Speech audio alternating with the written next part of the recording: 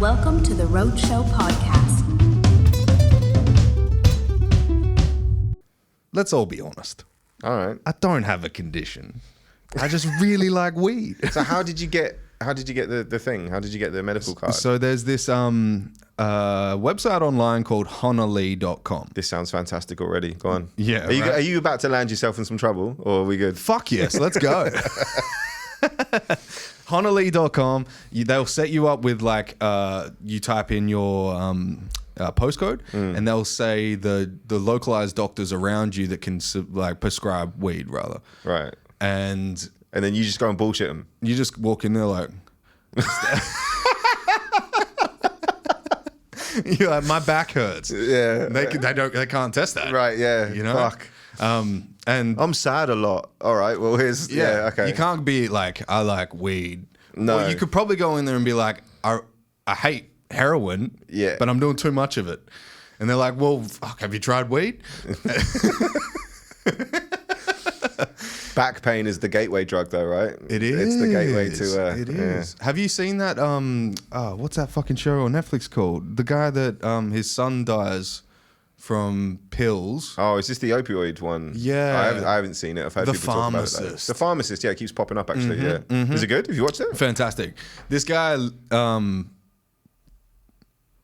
is a whirlwind of a human because he did it solely out of empathy for others. But his son dies because he got addicted to opiates and then tried to source them off the streets, gets shot. And then for like 18 months, he calls every single person in that neighborhood until he lands on the house that had the witness who knew the guy that shot his son. Right. And then after empathizing like crazy with this person, she like goes to court and then they try and kill her. And then it goes through and the guy goes to jail and then they get that guy on an interview inside of like the Pharmacist series. Should we say spoiler alert here? Because fuck yeah. It's whole thing's the like, don't watch it now. Yeah, you're done. You're good. Fuck Netflix, watch the Roadshow. But like after that, he finds out that everyone is sourcing these from like this crazy fucking doctor. And this doctor literally prescribes, I think it's like 25,000 pills a week. And she works like 16 hours a day, and it's a 24-hour clinic. And basically every single sheet that she has written out, they just scanned them and then wrote somebody else's name on them. So they're just like handing out scripts. And then he takes that shit down as well. So he goes after them as well, right, with the feds and the CIA and all that shit. Is this like a documentary? Or? Yeah, it's like a full series. It's fucking weird, dude. Yeah, it sounds a bit on the sad side as well. Yeah, that stuff kind of like, I was like, oh fuck, because whenever the driving factor there is that his kid got killed, it's always tough. And the daughter's hot, so no one really cared about her. I broke my thumb like years ago, and they gave me Oxycontin. Oh, yeah. Well, I didn't know that. I didn't know that how good that fucking stuff was. And I was like, oh, I see why people get hooked on this shit. Like they gave me 2 weeks worth. I used it in about 5 days. real. Yeah, and I was 5 fucking days. well because I was in a fair bit of pain. Yeah. And I know it's only a thumb, but it was fucking sore, right? And I would pop one and instantly leave the planet.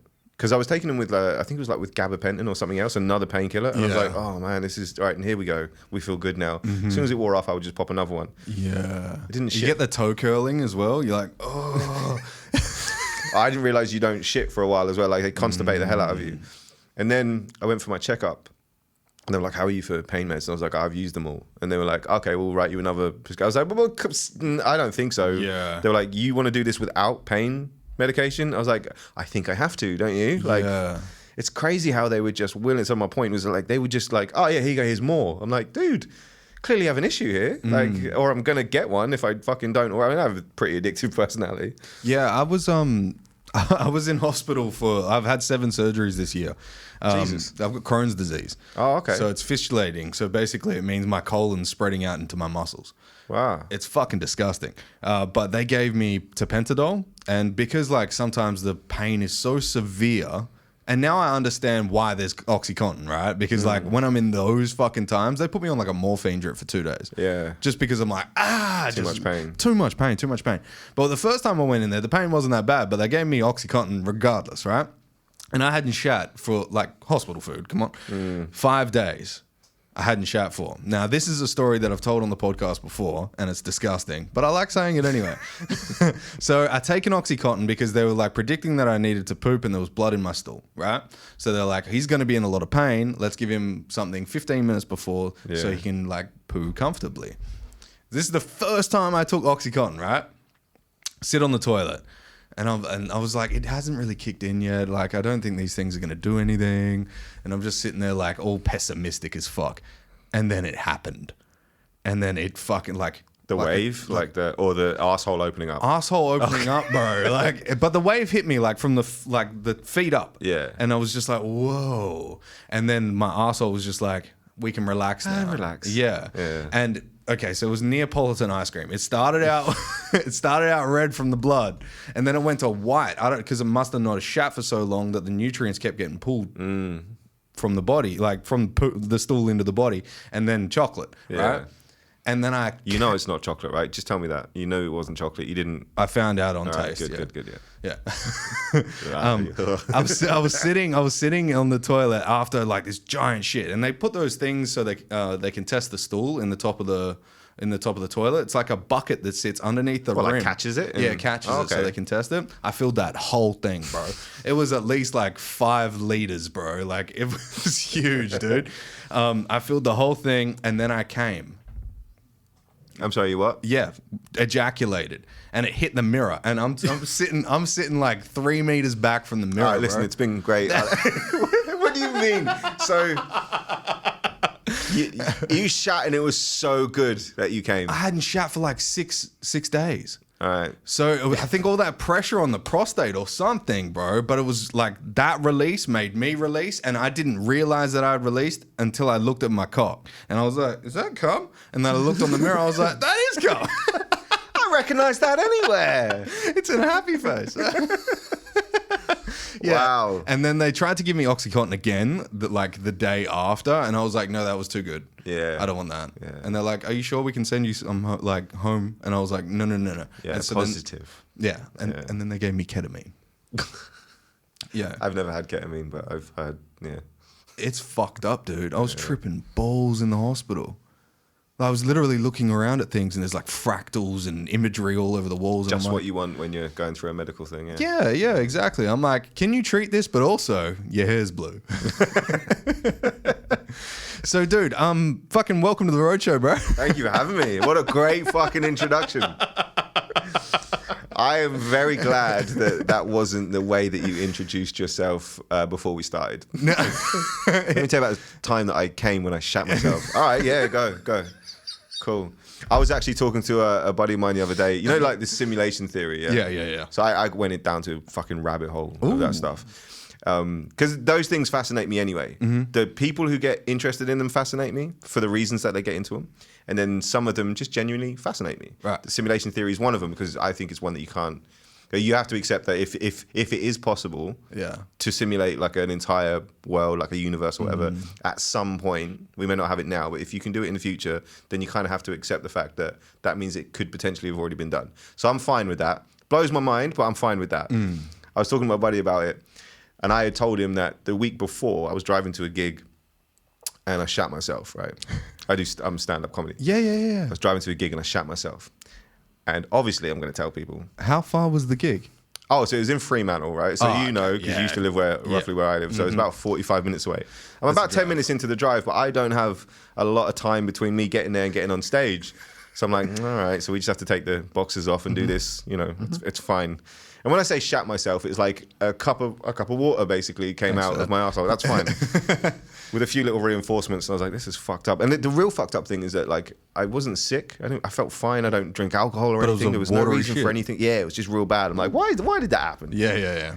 So I tell my buddy about this, and then the week later, I'm like, dude, have you seen that? I sent him the videos of like the simulation theory stuff. I went, have you seen this? This is blowing my mind. He goes, all right, but if we're in a simulation, why did they make you shit yourself on the way to Frio? I was like, that's a fucking good point. That's a good point. No one has ever debunked. No one's ever debunked a conspiracy theory So quickly. Yeah, I was like, I had nothing after that. I was like, that's a fucking great point. Yeah, right. So then now I'm like, do you know what? We're not in a simulation. Who's making me do that? But that makes me think of like on The Sims, you know, you can like burn a baby on the barbecue. You're like, what the fuck? So I have not played Sims since like day one, right? The very first like iteration like of that 6 game. pixels. Yeah. Dude, I'm old, man. But I remember building a room, putting a sim in it, and then taking the doors and windows off and just watching them go crazy and then die. And I was like, well, maybe we're in a simulation then, because that's essentially what they're doing. They're like, let's watch him shit himself for no valid reason whatsoever. Yeah. Not that there ever is a valid reason.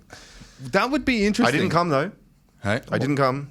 Well, I don't know if it's a plus because I enjoyed it, but it's the same pair of boxes. Yeah, it's just 2 stains to explain it, isn't it? Depends on the color of the boxes, really. Just burn them. If we are in a simulation, right? The flat Earth theory makes sense. If we're in a simulation, loads of those theories make sense, like the Mandela effect and all that kind of stuff. Like tons of it makes a bit of sense. Like you can give credence to a lot more of it. Yeah.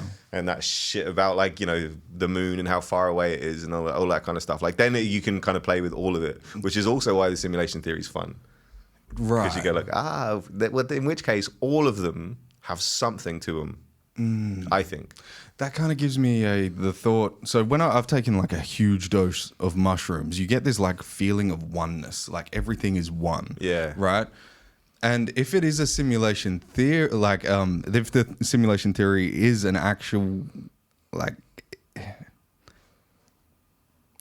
I don't believe that it's a real thing. But if it was, it would be one dude's headset. Yeah. Because it'd be the oneness, right? It'd be like that would be that feeling of everything's all one. Yeah, and one frequency and everyone's, Yeah. So if we're all just running off the same fucking what do they call that? Motherboard kind of thing? One CPU or whatever. We're all, That's fucking weird. It is. Why did I have that thought? I haven't even smoked weed today. Don't have those thoughts. Yeah. You haven't? What's in that then? Hey? Do you not put weed in these things? Or? No, that's nicotine. Oh, okay. Yeah, I'm not allowed to smoke. I smoke cigars. We're sponsored by Familiar Cigars. Yeah. But these turn the brain on for some fucking reason. I used to make real estate sales calls and just like fucking fumigate the fucking room. Just like hitting these like, hello sir, how are you doing today? Does it do the same thing? Does nicotine do the same kind of stuff that caffeine does? Is it a similar? Yeah, I thought so. But it's very short lasting. Oh, okay. Yeah. It's like 20 seconds. Oh, really? Yeah, that's why I see kids constantly fucking hitting them. Like I can hit this all day. Yeah. I'll like cough my ring up tomorrow morning if I did so, but it's not really what I want to do. Why not have caffeine then? Oh, I do that too. But instead? It's a good question, but I just like it. I'd like that's a reasonable answer. That's a reasonable answer. I just mean if it was like a functionality thing purely. So like for me, I have caffeine when I have pre-workout and I don't have it at any other point during the day purely because I don't like the drinks that it comes in. But I do have it with pre-workout and it becomes, you used to be a bodybuilder, right? So it becomes that ritual too of like, this is how I start my workout. Yeah. I pull up to the car park, drink that, and then I'm ready to go. The tingles kind of kick in, and if you don't start your workout with the tingles, you're like, no, this doesn't feel right. I can't do it today. Your face is burning. Exactly, like tingly. Like I've walked in like the same color as these fucking curtains, like on my face, because you get those ones that you haven't tried before. Oh yeah, and you go like, we'll scoop and a half this. Or you've gone too far down and it's not blended properly or whatever. Yeah. Like what's the? It's just all beta alanine. Yeah, like the ABE. Have you had all black everything? No, I haven't. No. Holy fuck! That punches you in the dick and then some. Really? Yeah, it's amazing. But my point being that it's purely functional. So I wouldn't drink it at any other point during the day. Right. And when COVID hit and I wasn't lifting weights or anything, I wasn't going to the gym, I would just go and do exercise like outside like a pussy. Walking along the coast and all these bro? fucking, I don't know. I became gay. Like, no. Rollerblading instead. No, just like I didn't need it because I wasn't, in my head it's just for like lifting weights or whatever. So I didn't have any, and I noticed that I got headaches like super quick. So I mean, like I had developed a caffeine addiction because, as you know, a scoop of this can be like 150 milligrams of caffeine. Yeah. And then all the other shit that's in there too. And I built up that thing and I stopped having it and I was like, oh fuck, this is horrible. Is it the same with that? Like with the nicotine, if you stopped, do you get withdrawals from that? Like headaches and shit? Or I'm sure some people would. My question though to you personally, because you said you could just hit it all day. Yeah. I kind of believe that maybe on a certain day you have hit it all day. Oh yeah. So on those days, like the next day when you go, all right, let's be reasonable again and just not, shit your ring up again and do it all day. Do you have like horrible withdrawals from it, or? I think there is like a neurological withdrawal. Mood wise though, I don't really get the whole, like, if I feel like crappy or if I feel like I'm needing something, I normally take a cold shower and it resets me. Okay. Yeah. I feel like the cold does that a lot. But I know dudes that can't go without it. Yeah, same. And they just fucking lose their shit. Ah! One of my friends, like, he used to smoke a lot. Then he switched to vaping, and now he is on gum. Hey. But he's on gum all of the time. Yeah, it's not good. No. Yeah. You can get these things, maybe tell your friend. It's a toothpick that's soaked in 1 milligram of nicotine. The thing with gum is nicotine's not the only thing that's in there. And I figured. There's some things like simulation of chewing can actually, there's a word for you called masticate. Right, it's not masturbate. But masticate is where you take in calories through the glands in your mouth. Is this why like having blended foods can be not as beneficial as actually eating them? Right? Yeah. And with the chewing, I know that there is some retention of fat that comes with not having enough calories when you're actually chewing. And if you're chewing all day and your body's not getting many calories, when it does get calories, it holds that shit. Oh, okay. Yeah. Yeah, that makes sense. Yeah. And it can give you fucking horrible breath. I don't get it's when anyone's chewing anything anyway. I tend to just really distance myself. Just like Homer in the bushes. Yeah, exactly like that. I don't know what it is. There's some things like that, but if I see it's just chewing gum or whatever. Or, I mean, it's obviously when someone eats something, and I'm like, no, mate, I just want them to die right there and then. Just choke on that fucking thing and die and do everyone a favor. But things like gum are a little bit more subtle. But even then, I'm just like, I don't want to look into your mouth and see the thing jumping around. Yeah, you know what I mean? That's weird. That's weird. Why aren't you swallowing, bro? Yeah. What's going on? Why does that thing stay in your mouth? Yeah, you've had it for an hour. Come on, man. Like you wouldn't put something in your ass, like the other end of the cavity. You know what I'm saying? And then just like take it out and put it back in there. Well, that's pretty gay. So, dude, I want to know about your comedy career. How'd it start? It started, stand-up only started a few years ago. I just decided that I wanted to start performing. It's actually coming up on 3 years, like very soon. But about like 7 or 8 years ago, I'd been grinding on like social media, on Twitter especially, for probably about 3 years, even prior to that, just churning out jokes. Like I would just write jokes constantly, thinking of it as like a blueprint, like a CV, basically. I was like, I know that eventually, like no one was watching at the time, but I thought one or two things will happen. One, maybe 1 or 2 people end up seeing it, but they're the right people who see it. Yeah. But also this shows this is a receipt. It shows everyone that I can do this every day and not run out of ideas. And I thought this is a good thing to just have. So I always thought of Twitter that way.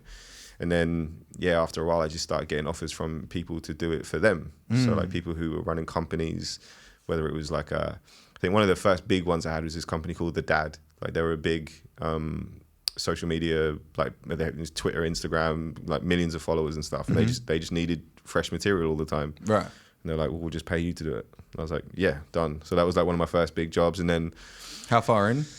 Probably about 4 years or so in, I would say. That's decent, man. That's 10,000 hours right there. Yeah, probably more, because the thing is, I enjoy it so much, and I've always enjoyed it so much that I obsessed. It just became an obsession. I was like, well, I'm just going to put everything into this.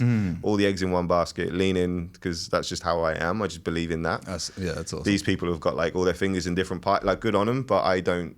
I think you just have to pick a thing. Just pick a thing and try and get really good at it. And see if you enjoy it as well after those 10,000 hours, because that's the other thing. Like, how often do you, you know, as a kid I played football and then I played basketball, and as much as I loved them, I didn't love them that much because after a while you'd be like, oh man, this is, you know, I'm over it now. I don't even like watching basketball, and it was my whole life for like a while, and I kind of, I guess I not expected, but I wondered if that would happen with writing. I thought like, oh, am I going to burn out here or whatever? But they just, I don't know. I realized quickly that I was pretty good at it, and I could turn this into my whole thing. Like I was like, there's no need for me to have a fucking regular job. There was a point early on where I was making as much money doing that as I was at my day job, but I didn't quit the day job because of the whole safety net thing. You know how it is. I was just like, I need to have this like reliable income, and told myself that what I was doing on the side was still just a bit of a side hustle. And then probably another year or two had passed where I was writing for more companies, but then there's a comedian on Twitter who approached me to write on a show for him called Mock the Week. Yep. The panel show. And then that was it. Basically, as soon as he got me to write for him, I was like, oh, well, here's my leverage. I can just go to every comedian on every TV show currently running and be like, hey, I write for, like, you don't say it publicly because you start to create this idea that none of them do their own stuff, and that just isn't true. Yeah. But in that small circle of other comics, they all know they've got writers to help out on the shows. So I just approached them and said, hey, I write for so-and-so now. And then they'd employ me. And then now I go to another show and be like, hey, I write for so-and-so and so-and-so on these shows. I write for this guy on that show. Do you need any help? Then you just get, because once that door opens, it's open. And then I've just been doing that pretty much ever since. That's a really backwards story to how I've heard a lot of writers get into writing. A lot of writers start as stand-ups. Because stand-up's the easiest thing to get into in regards to like, you know, you can do stand-up tonight if you want to. You can just go to like one of the open mics in the city and be like, hey, can I please get on? I mean, you may get on, you may not get on, but in a week or two maybe. Do you know what I mean? Like, it's that easy. Yeah. Whereas you want to be like a professional writer, there's so many different avenues. There's lots of people gatekeeping, as with any industry, but Of course. so I try to help as much as I can with people who come to me and want to break into this, because it is, as far as hard as it is, it's also as obvious as you would think it is. Like, in what way? Also, like the last person who asked me about it, I was just like, you just have to pick a couple of things. Like, forget TV for now, because that's not something that you can just walk straight into. I got very lucky, but you know, once you're in, you're in. But with, say, for example, writing for companies, you just need to pick a few things, or maybe, again, obsess over the one thing, but something that you know that you can talk about at length, passionately about, right? So you've got that. And let's say for you, let's say you were a comedian, but you know, it was bodybuilding, right? Right. So you knew that you could talk about that. You know you're knowledgeable, and you know all the funny like little intricacies and stuff. So you would then go and approach all these like gym fitness pages, but like the big ones that you know have advertising budgets as well, that are doing things with like Do You Even and all these kind of guys. You know that there's money there because you know they've got ad spend. So you go to them and you go, hey, let me just write stuff for you. Like, not asking for money. Don't say you want to do it for free, but you just go, let me just write. I'd love to contribute. Do you need any contributors right now? You do that to like 10 companies. 1 or 2 of them are going to get back to you and be like, yeah, go on then. Let's see what you can do for like 6 weeks or a month, or you know, a couple of months or whatever. And then again, that becomes your leverage. So let's say, for example, you do write for I don't know, one of the big, you know, like gym meme page, for example. You know, the gym memes. So let's say you write for them. They got like 2 million followers, and then you go to someone else and you go, hey, I write for gym memes. That's all they need to know. Yeah. They go, oh, he's the guy behind all that shit. Yeah. I'm not saying that you lie and say, yes, I do everything for them, but no one cares about that. They don't even care if you're getting paid or not. They just want to know They just want to know that you're attached attached to that particular brand. And then they go like, all right, I've got a bit of confidence in this guy. Cool, come on board. Come on board. Let's get you doing X amount a week. We can only afford to pay you this little slice of our advertising budget for now. And then you work on that. And again, you are constantly leveraging one position into getting the next one. Right. It's that easy. It's like you can apply that to any industry. You could apply that now to any of your like people that you want to advertise with, because you've already got an advertiser as well. You've already got a sponsor as well. A couple, I think, right? Yeah, a couple. Yeah. So now you pick someone else, one that you, not to talk shit about the ones that you have, but one that you go like, actually, I really fucking want to work with these guys. So let me go and talk to them. Yeah. And when you're talking to them, you mention the other sponsors, and as well as obviously like listenership numbers and stuff like that. And before you know it, that's what gets everyone's attention. Yeah. It's kind of fascinating how you can make that progression just on your own, though. Well, this is the thing. Like I had a literary agent for probably about 3 or 4 years. You did? Yeah. But they do fuck all. What in terms of like what they offered in the beginning to what they actually did, what was the difference? I mean, they would get me jobs here and there. They would just get me some, but it would be like copywriting jobs or stuff that I wasn't overly fascinated or interested in anyway. Jobs that I turn down like left and right now. Like I just openly say no because one, they're boring, my heart's not in it. Two, the money's not good enough for me to go, all right, I'll dedicate a couple of days this week to doing that job. Yeah. I don't want to do that. Yeah. You can be doing stuff that... You want to do the things that you love for as much time as you can do it. Exactly. And I want to make as much money as possible in as short a time as possible. I don't want to be doing a job that's going to, regardless of how much it's going to pay me, if I'm going to be like stuck with it for like say 6 months and I'm not overly like into the thing, then I'm not going to deliver properly anyway. They're probably going to get to the end of it. We'll both get to the end of it and be like, oh, thank fuck that's done. Yeah. Contract's done. Forget it. We're finished here. And I would be the same. I think people are doing that even with secure jobs. You know how like some people will go from a job that they have in Perth, right? And then they go, oh, you know what? If I just do this job that I hate, like FIFO, just for 6 months, you know, it's the same concept, just like with things that you don't want to do. Exactly. And the danger there, of course, is that they do it for 6 months and then they get tied into it for a bunch of different reasons. You know, the money's better. They realize that, I don't know, let's say you're a diesel mechanic or something and you're working half the year. That's quite an appealing thing. And then you go like, all right, but now I come back to the city. Well, if I do that same job, I'm going to be doing it 5 days a week and I'm not going to be getting paid as much. Like, why do I want to work more for less? So I totally understand why people get into that. Yeah. And why the FIFO thing just becomes a thing for them. But it's mostly, I think, because people don't value their time enough. Like that's the biggest commodity that we're going to run out of that before we run out of anything else. You will always run out of time before anything else. You can't buy it back. Once it's done, it's done. So I'm always like, I just want to spend as much time as possible doing the things that I enjoy doing. If they make me money, great. But if they don't, like, well, I still will have like some enjoyment out of fucking life. Yeah, you know? yeah. Well, it's the time X dreams, right? It's like your time doesn't last forever, and neither do your dreams. True. Because like if you get kids or you get married or injured, whatever it is, there's always an expiry date somewhere. Honestly, yeah, absolutely. Yeah, and I think that like even if it takes 10 years, but you're loving it, you might be struggling financially, you might be struggling emotionally, whatever the fuck it is. But if you know that's what you want to do and you like you've got your eyes set on it and you have some sensibility of security in your life, then you can go for it. And that's exactly what like my path was. There was plenty of times where I wasn't making much money at all. But I even spoke to Branchy about this. We did the hard yarns yesterday. I was talking to him about this. Like my first goal was to replace my income from my day job with comedy writing. And then I realized, well, that's a silly goal. I don't need to replace my income. I just need to make sure that I can cover my expenses with it. Because maybe my income is like, you know, people end up living to their means, right? Maybe you earn, say, $2,000 a week or whatever, but you don't need that much money. It's great. You get to save or you get to spend and buy things that you don't fucking need. But if your bills are like fucking 20% of that, then that's the thing that you just need to make sure that you're covering, you know, and then just build on that. So that was the thing that I got stuck in that for a little bit. And that's why I didn't leave the safety net. So I was like, we're not making as much money as we do at the day job yet.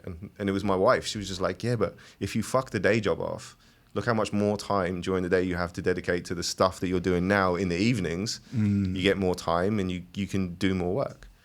And that's exactly how it panned out as well, because you can't write. Like one of the TV shows that I write on now is, you know, The Project. Yeah. So I have to do that like live. Basically, like during the day, not while the show's on air. Once it's on air, we're done. Yeah. I only have dick jokes in my head. Fuck. He's never gonna say this. But like throughout the day, like the research part of the show, and then writing the jokes on the certain topics, like all has to be done to a very strict deadline. And I have to make sure that. But if I'm doing it, you know, if I'm driving a fucking forklift or stacking a shelf or whatever, I can't be doing that as well. Yeah. So that was the trade-off. It was like, you know, all right, stop doing this thing during the day that you know brings you money, and then hopefully you can get to this point where you're going to be able to fill your day, the quote unquote work day, with jobs like that. So those writing jobs for network television, are they more confined, if you will, to like what you can and can't say and stuff? Yeah, I mean, typically, and everyone would assume it anyway, and you're correct. There's plenty of things that we can't say. There's plenty of even news stories that pop up on shows that they just go like, obviously we're not joking. We're not going to write jokes on this. Yeah. It's not a light-hearted thing. Bunch of people fucking died. We're not going to make fun of it. Which I'm fine with. I know plenty of people listening to this to be like, oh yeah, like these woke shows and blah, blah, blah. But the truth of it is, all of the writers, all of us on those shows, we all want to say and do the funniest things possible, but not at the expense of like a family that just fucking lost a kid or something. Do you know what I mean? Like, Don't Alex Jones it. Exactly. There's tons of shit that we're not going to joke about because it's just in poor taste. Yeah. And it's different to like a comedian going on stage and joking. I'm not saying that I would ever joke about someone losing a kid on stage or anything like that, but there are some things that you can do when you're, like the person-to-person experience, like that you've got my facial expressions and you've got a bit of background on me already and stuff. All And that exactly, stuff, all the... So it's a different world, and you don't have a lot of time as well when you're talking about writing on those TV shows. As in delivery. Yeah. Do political do your jokes ever align with a political kind of? I don't write that way. You don't write that way? No, I understand what your question is, and I think that it's probably I don't know if it would be a problem for many. It's not really a problem for anyone that I know, but like I can think of. I'm just thinking because the projects are very news-based kind of, Yeah, and of course, more left-leaning as well. Of course. So if I was a right-leaning kind of guy or just like a, whatever. But the thing is, I'm fairly apolitical. Like I don't really give two fucks either way. I think it's all pretty messed up. But also, the political side of things doesn't really interest me, and that's not the thing that I find humor in. Yeah. So I avoid them anyway. Yeah. Are you looking towards more the minutiae or? I mean, what I really love is when something happens in the news that is, especially like with sporting stuff, commentators or whatever, like something happens is just kind of fucking crazy and just, we get so much license to play with that stuff. So you can do pretty much anything. Awesome. As long as you're not being gross or But yeah, when it's, I don't know, trying to think of an example. I mean, none really on network TV, but some like publications and stuff will ask me to write a piece on, maybe like the war or something and give it a little like humorous spin. I'm like, that's not me. The polarizing side to that question is, I know that you did the comic book for Trailer Park Boys. Yeah. Did you ever write for the show? No, they never outsourced for the TV show. Right. They never outsourced for the TV. That was all them. Holy shit. So when they brought me on board, they actually brought me on board via Macaulay Culkin from Home Alone. What? So I used to write for Macaulay Culkin's website. He had a website called Bunny Ears. And I used to write these. Yeah, so he basically started this publication that was like a... I don't know, like a BuzzFeed type of, do you know what I mean? Like one of those, all the crazy fucking articles. And I would just write, and it was great because that's when you can just let loose and just say whatever the fuck you want, slander people. They don't give a fuck. It's the Reddit of 100%. And I did that for him for about a year, and then he just kind of pulled funding because he wasn't making very much, but he wanted to keep it going. So we parted ways very amicably. He's a great dude. Then I get a call from him about maybe a year later, and he was like, "I have a perfect job for you," and I was like, "Oh, for real?" He goes, "Yeah. This is right. This is true, by the way. This is 100% true." He goes, "This is right up your street. I'm going to set you up on a call. I'll be in on the call. I'll introduce you, and then I'll bell." And I was like, "All right, thank you so much." So I get on this call, and they say Macaulay's like introducing me, and he goes, "He's written on loads of comics," and I was like, "Is he deliberately lying here?" In my head, I'm like, is he fucking lying about this stuff? He goes, he's written on loads of comics, blah, blah, blah. And he goes, he'd be perfect for the job. By this point as well, I'd spoken to the guys at Trailer Parks, and they were like, "Are you a fan of the show?" And I was like, "Hell yeah." I'd never seen it. Really? I'd never watched it. I was like, I'll catch up. I didn't realize there was so much of it. Yeah, bro. There's like 29 seasons. But luckily, it's fucking fantastic. Yeah. And I absolutely loved, that was probably the most fun I've ever had researching anything I've ever done. I was like, I have to watch everything? Oh no. Oh no. It was so much fun. But yeah, we're in this meeting. So he bails. I'm talking to these guys, and we agree that I'm going to pitch some stories. We talk about the contract and everything else. They get all that sorted. And I call Macaulay, and I was like, "Thank you so much. Did you lie on purpose?" And he was like, "What are you talking about?" He went, "You said I've written on loads." He went, "You've written on loads." I went, "Dude, I've written 4 comics, like comedians. Comics as in comedians. I've never written comic books in my life." And he was like, "Oh, no way." And he goes, "Did you get it?" I was like, "Yeah." He went, "Well, there you go. What are you talking about?" I was like, Fantastic. The Home Alone kid set you up. Yeah. That's sick as shit. It's great. He's known for lying. Let's be honest. Oh, fuck. Are you okay? Yeah, Mom, I'm fine.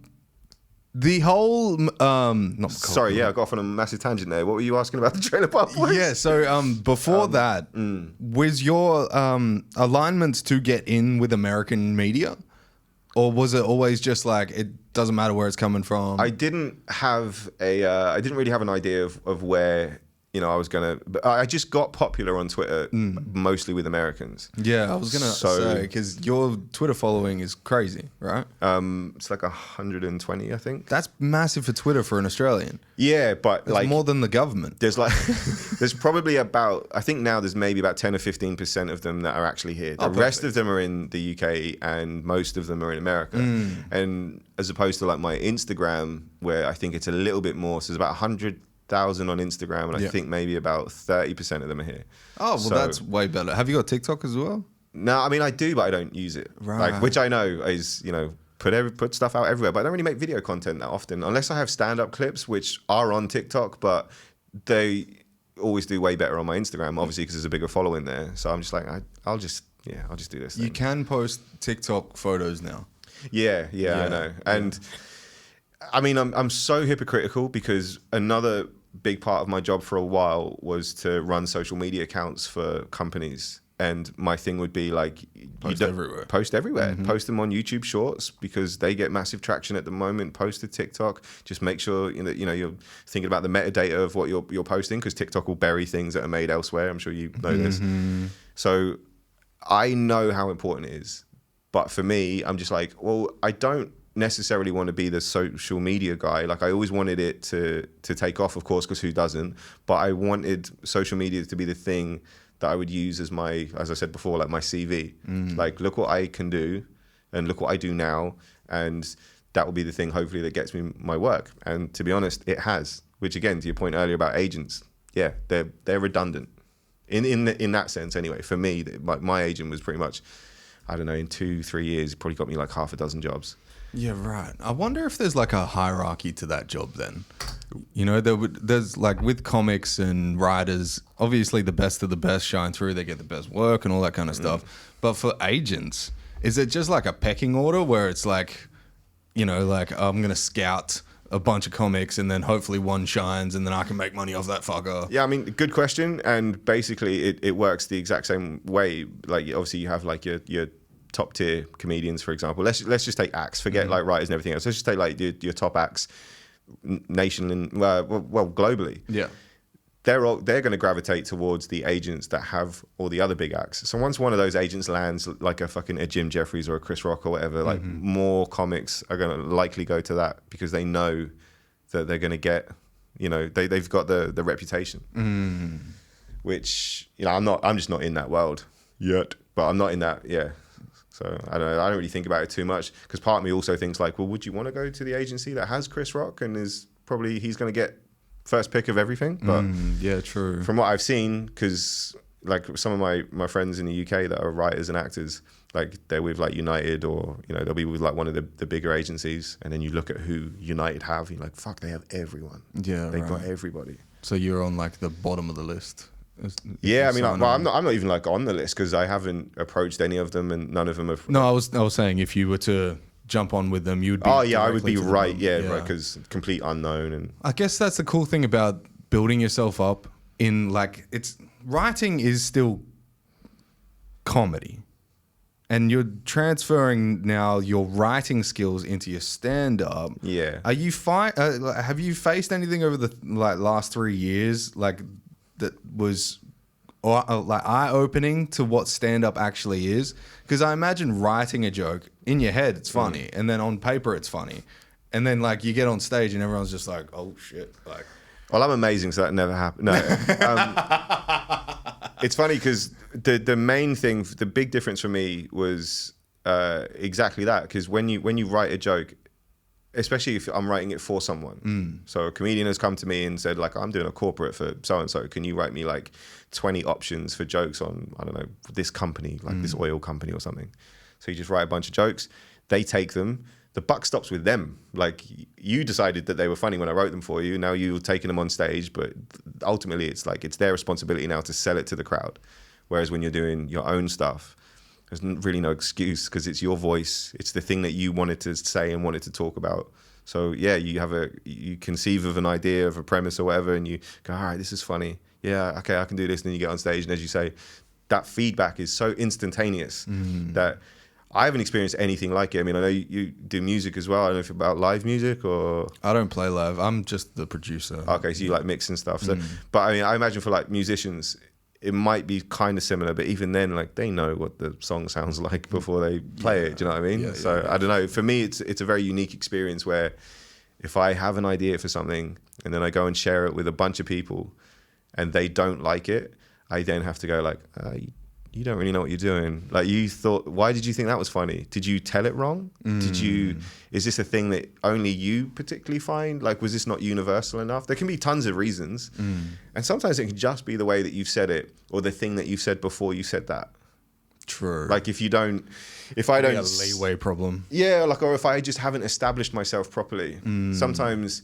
I haven't let the crowd know that you can trust me. Like, I know what I'm doing. I know I'm about... Like, if you go up with brand new material and you're clearly kind of like not comfortable with it, they pick up on that. Of course. So they lose confidence in you anyway, and they'll be like, this dude's not that good. But if you come up with something that like works every time, you just drop like that one line opener, and then you get everyone, they'll all just kind of relax and go like, he's good. All right, what else you got? That's a good point. Like, if you were going for swimming lessons and the guy was like... so everyone slowly get in the water. Yeah, right, yeah. You know what I'm saying? Yeah. Everyone be like, I ain't getting in the fucking water. Yeah, what are you going to do if things go badly? Yeah. That's pretty much it. I mean, I'm not saying that's gospel. It's just from what I've learned. I've done a lot of this just kind of like by myself and spent a lot of time watching people do things that I admire and then watching the stuff that goes wrong and go, I reckon that's why that didn't work. Right. So just trying to apply it constantly to my own thing. So how often were you around comedy when you were just solely writing? So, I mean, I was writing for comedians and stuff, but live comedy, that's what I mean. My first time in a comedy club was to perform. What? At the Comedy Lounge, of all places as well. Like most prestigious club in this fucking city. I was opening for a guy called John Pinder. Yeah, John. And then the same night, but after his show, I opened for Andrew Wolf. Oh, God. So 2 of the best comics in Perth. And a lot of people are like, oh, talk about jumping in at the deep end. But it didn't feel like that because I was like, there's no pressure on me. Everybody, here's the thing, right? I said it was coming up on 3 years. It would be September the 17th. And I remember it because that's my birthday. So the crowd knew it was my birthday as well. They knew that I'd never even held a microphone before. And they knew this was my very first time doing comedy. So obviously I was like super, super nervous. And they were just very forgiving. And also, doesn't matter. They've got John fucking Pinder next. Yeah. You know what I mean? If you let us down, it's fine. Exactly. Yeah.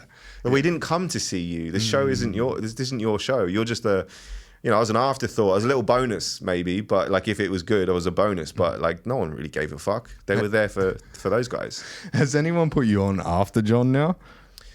I think I've done it a couple of times. John is a legit fucking headliner. Like, you don't really put anybody on. In fact, no, we did it recently, but that was only because it was a charity gig, and we didn't give a fuck about the charity. No, we no. It was a charity gig, and he was doing them a favor, and he could only go up first. I'm fairly sure he went first. So it was the MC and then him and then acts after him, which any act after him just goes, what's the point? Yeah. Feel destroyed. Yeah, but it's fun because it's also like, no one expects you to do well after somebody like him. So it's just like, well, if you don't die on your ass, that's a fucking victory. You followed Pinder. That's a good point. I think that's... I've heard stories about the Comedy Store and what... in Sydney, the Comedy Store? No, in LA. Oh, sorry, yeah. They used to have like the biggest acts ever just step in on stage. He's just turning up. Drop-ins. And then like the people that were on the books that were paid regulars, they like Mitzi Shaw, she would put them on stage after those fuckers and be like, here's your test. This is how you step your game up. Yeah, I heard that too. Have you ever seen that documentary series? It's just called The Comedy Store. No, I haven't. No. It's really good. I think it's like a 6-part series, and it's about Mitzi and Paulie and all the rest of it. It's like it is a documentary, but it's a lot of old archived footage, and then all the current comics talking about it really kind of fondly. I love that shit. I love that stuff. There's that Seinfeld comedian documentary-ish film. Which I don't like Seinfeld. Like he's not my thing at all. No, but clean comedy, fuck you. Well, some people do clean comedy brilliantly. Like Nate Bargatze does clean comedy fucking amazingly. Yeah, so good as well. Like I've said this before, but I remember watching Nate for like 20 minutes or so, and then I was like, holy fuck, he's clean. Whereas you watch most clean comics and you notice instantly because it's like, you're avoiding certain things and you're saying words that you wouldn't say normally. Do you know what I mean? Like flipping heck, or just say fuck you, child. What are you doing? Nate Bargatze is the Tom Segura of clean comedy. He's an elite, man. He's fucking elite. But those kind of like films, so the documentary and the Seinfeld thing, even though I'm not a Seinfeld fan, I love watching them because I love that I get nostalgia for something that I have no part in. Yeah. Do you know what I mean? Like I don't know why I have nostalgia for it, but I feel so fondly of these times. I'm like, I was like fucking 10 or whatever when that was happening. Yeah. But it was the creation of comedy. Yeah. So certainly a new kind of wave of it for sure. Yeah. Where it sounds and looks like it would have been an incredible thing to be a part of, even as just somebody who was able to go to that venue to watch. Do you know what I mean? Yeah. Imagine just being there and fucking Chris Rock walks in and come on. That would be a wild time. Yeah. Or Eddie Murphy. Yeah. Bro. And then the stories of when they talk about those guys being like just hanging out. They're not even on stage, just hanging out. And they're just, doing coke and getting drunk. And I was like, that'd be wild to see that. Have you heard about the Comedy Store recently? How downhill it's gone? Yeah, well, I think it was something that maybe Rogan or someone spoke about how because I think it just happened as COVID shut that whole fucking place down. And then people started relocating to Austin. He built the Mothership? Comedy Mothership, yeah. So he built that place, and now it's like a mecca. Everyone's going, all right, let's go there, because it's a whirlwind, man. Because it's like right in the heart of the country. New York has a fucking fantastic scene out there with like Andrew Schultz and all those fuckers, and Joey Diaz is even out there now. Yeah. But he doesn't play shows that are paid anymore. He'll just do an opening for you. So he's like, I don't want any of this shit anymore. But now that they had Cam Patterson, Cam Patterson? No. He's this black dude from Florida. And they got him in at the Comedy Mothership, and now he's a paid. He's a weekly regular on Kill Tony as well. Is he the Rocks guy? Yeah, yeah, that's the guy. So what I love about that is that one clip made him. Oh yeah. Now that's not to say I like rocks, but I'm not retarded. Yeah, exactly. That's not to say that he's not a great comic or whatever, because I'm sure he's very good. Right? I'm sure. I haven't seen anything. I already know he's probably very, very good. But I love that one clip. One fucking clip. Just exploded. We all saw it. Because I don't really like American comedy that much. I don't watch it. The Kill Tony show and all that stuff. I don't watch any of it. Don't follow any of it. Don't subscribe to any of it. But I kept seeing that, and I was like, this guy is fucking funny, man. He has, even if he has no jokes, if he's just like this on stage, he is killer. Yeah, killer. Bro. Yeah. Like that. Do you see that British comic who did the slow motion goal celebration? Oh, bro, that was so perfect. It was perfect, wasn't it? It was amazing. The thing is, all of us are so jealous because of the simplicity of it. It's so simple, and it's probably, as my friend Pinder said, it's probably something that he has done to his mates a million times, and he just did it on stage. And now look what it's. It has on his own account, it has 35 million views. That's wild, bro. And also just to crush everyone's soul, to show you how hard it is to grow on Instagram. That has 35 million views. He's now got about 150 or 160,000 followers. That percentage of following is it's non-existent. It's crazy. Tiny. It's 0.001. Not even him as well. It's been repurposed and reposted on so many different massive platforms that there's viral versions of it everywhere, like Uni Bible or Unilad or whatever, and all these other sports Bible. They've all posted it. They've all tagged him. Everyone has seen that it's him. It's just so difficult so this is a bit of a tangent. It's just that now we don't have to follow anyone. You just have to watch a couple of videos, TikTok especially. You watch a few videos of, say, for example, your podcast, I don't need to follow it. I'll just see them all the time anyway. Yeah. As soon as I'm on there, it will just keep showing me you, and that's just how it works now. So people don't really feel the need to. That's a good point. to follow Algorithms necessarily. will, like, if you find interest in one thing, like if you were to jump onto somebody's profile, go through the profile one day, and then see their stuff for weeks on end after that, you never followed them or anything. No. You just like watch Yeah. their shit, which is kind of fucked up. Like if I give you my phone now and you go to Reels, you're mostly going to see people doing tricks on skateboards, but they don't land them, they nearly die. Because that to me is the height of comedy. I worked out that the metric as well, when you see those videos, if you see somebody like, so me and my buddy Adam, right, we send each other Reels about these things constantly. Yeah. One, because we share the thing, like we both find it People funny, falling. but we also know that if we continue to send each other these things, our algorithm will be so perfect that it's all we'll see. And if you come across one of these videos and it's like a guy with a skateboard at the top of like a half pipe or something, and it's got like, say, 60 likes, right? Yeah. Don't watch it, because he does that trick perfectly. Yeah. No one wants to see that. You want the video with like 500,000 likes, because at the end of it you go, did he die? That's the, do you know what I mean? That's the, Yeah. that's what you want to watch. I watched a dude do like a tray flip over a black kid, and all it said was racism. I was just like, Is that, wait, or the one where he hits him? yeah. It's so fucked up, bro. I was like, who comes up with this shit? Geniuses. Geniuses, right? That was my job for years. The beautiful thing about that is, like, apart from like the possibility of someone getting hurt, that's like comedy in the most rawest form, yeah. without an opinion. We will always find it funny when somebody hurts themselves doing something and they weren't. Well, here's the thing with skateboarding and stuff. It's like, part of me is always like, oh, you deserve it. Yeah. You should have been better. You should have been at work. What are you doing? You're 34 and it's the middle of the day and you're doing tricks on a skateboard. You need to be at work, mate.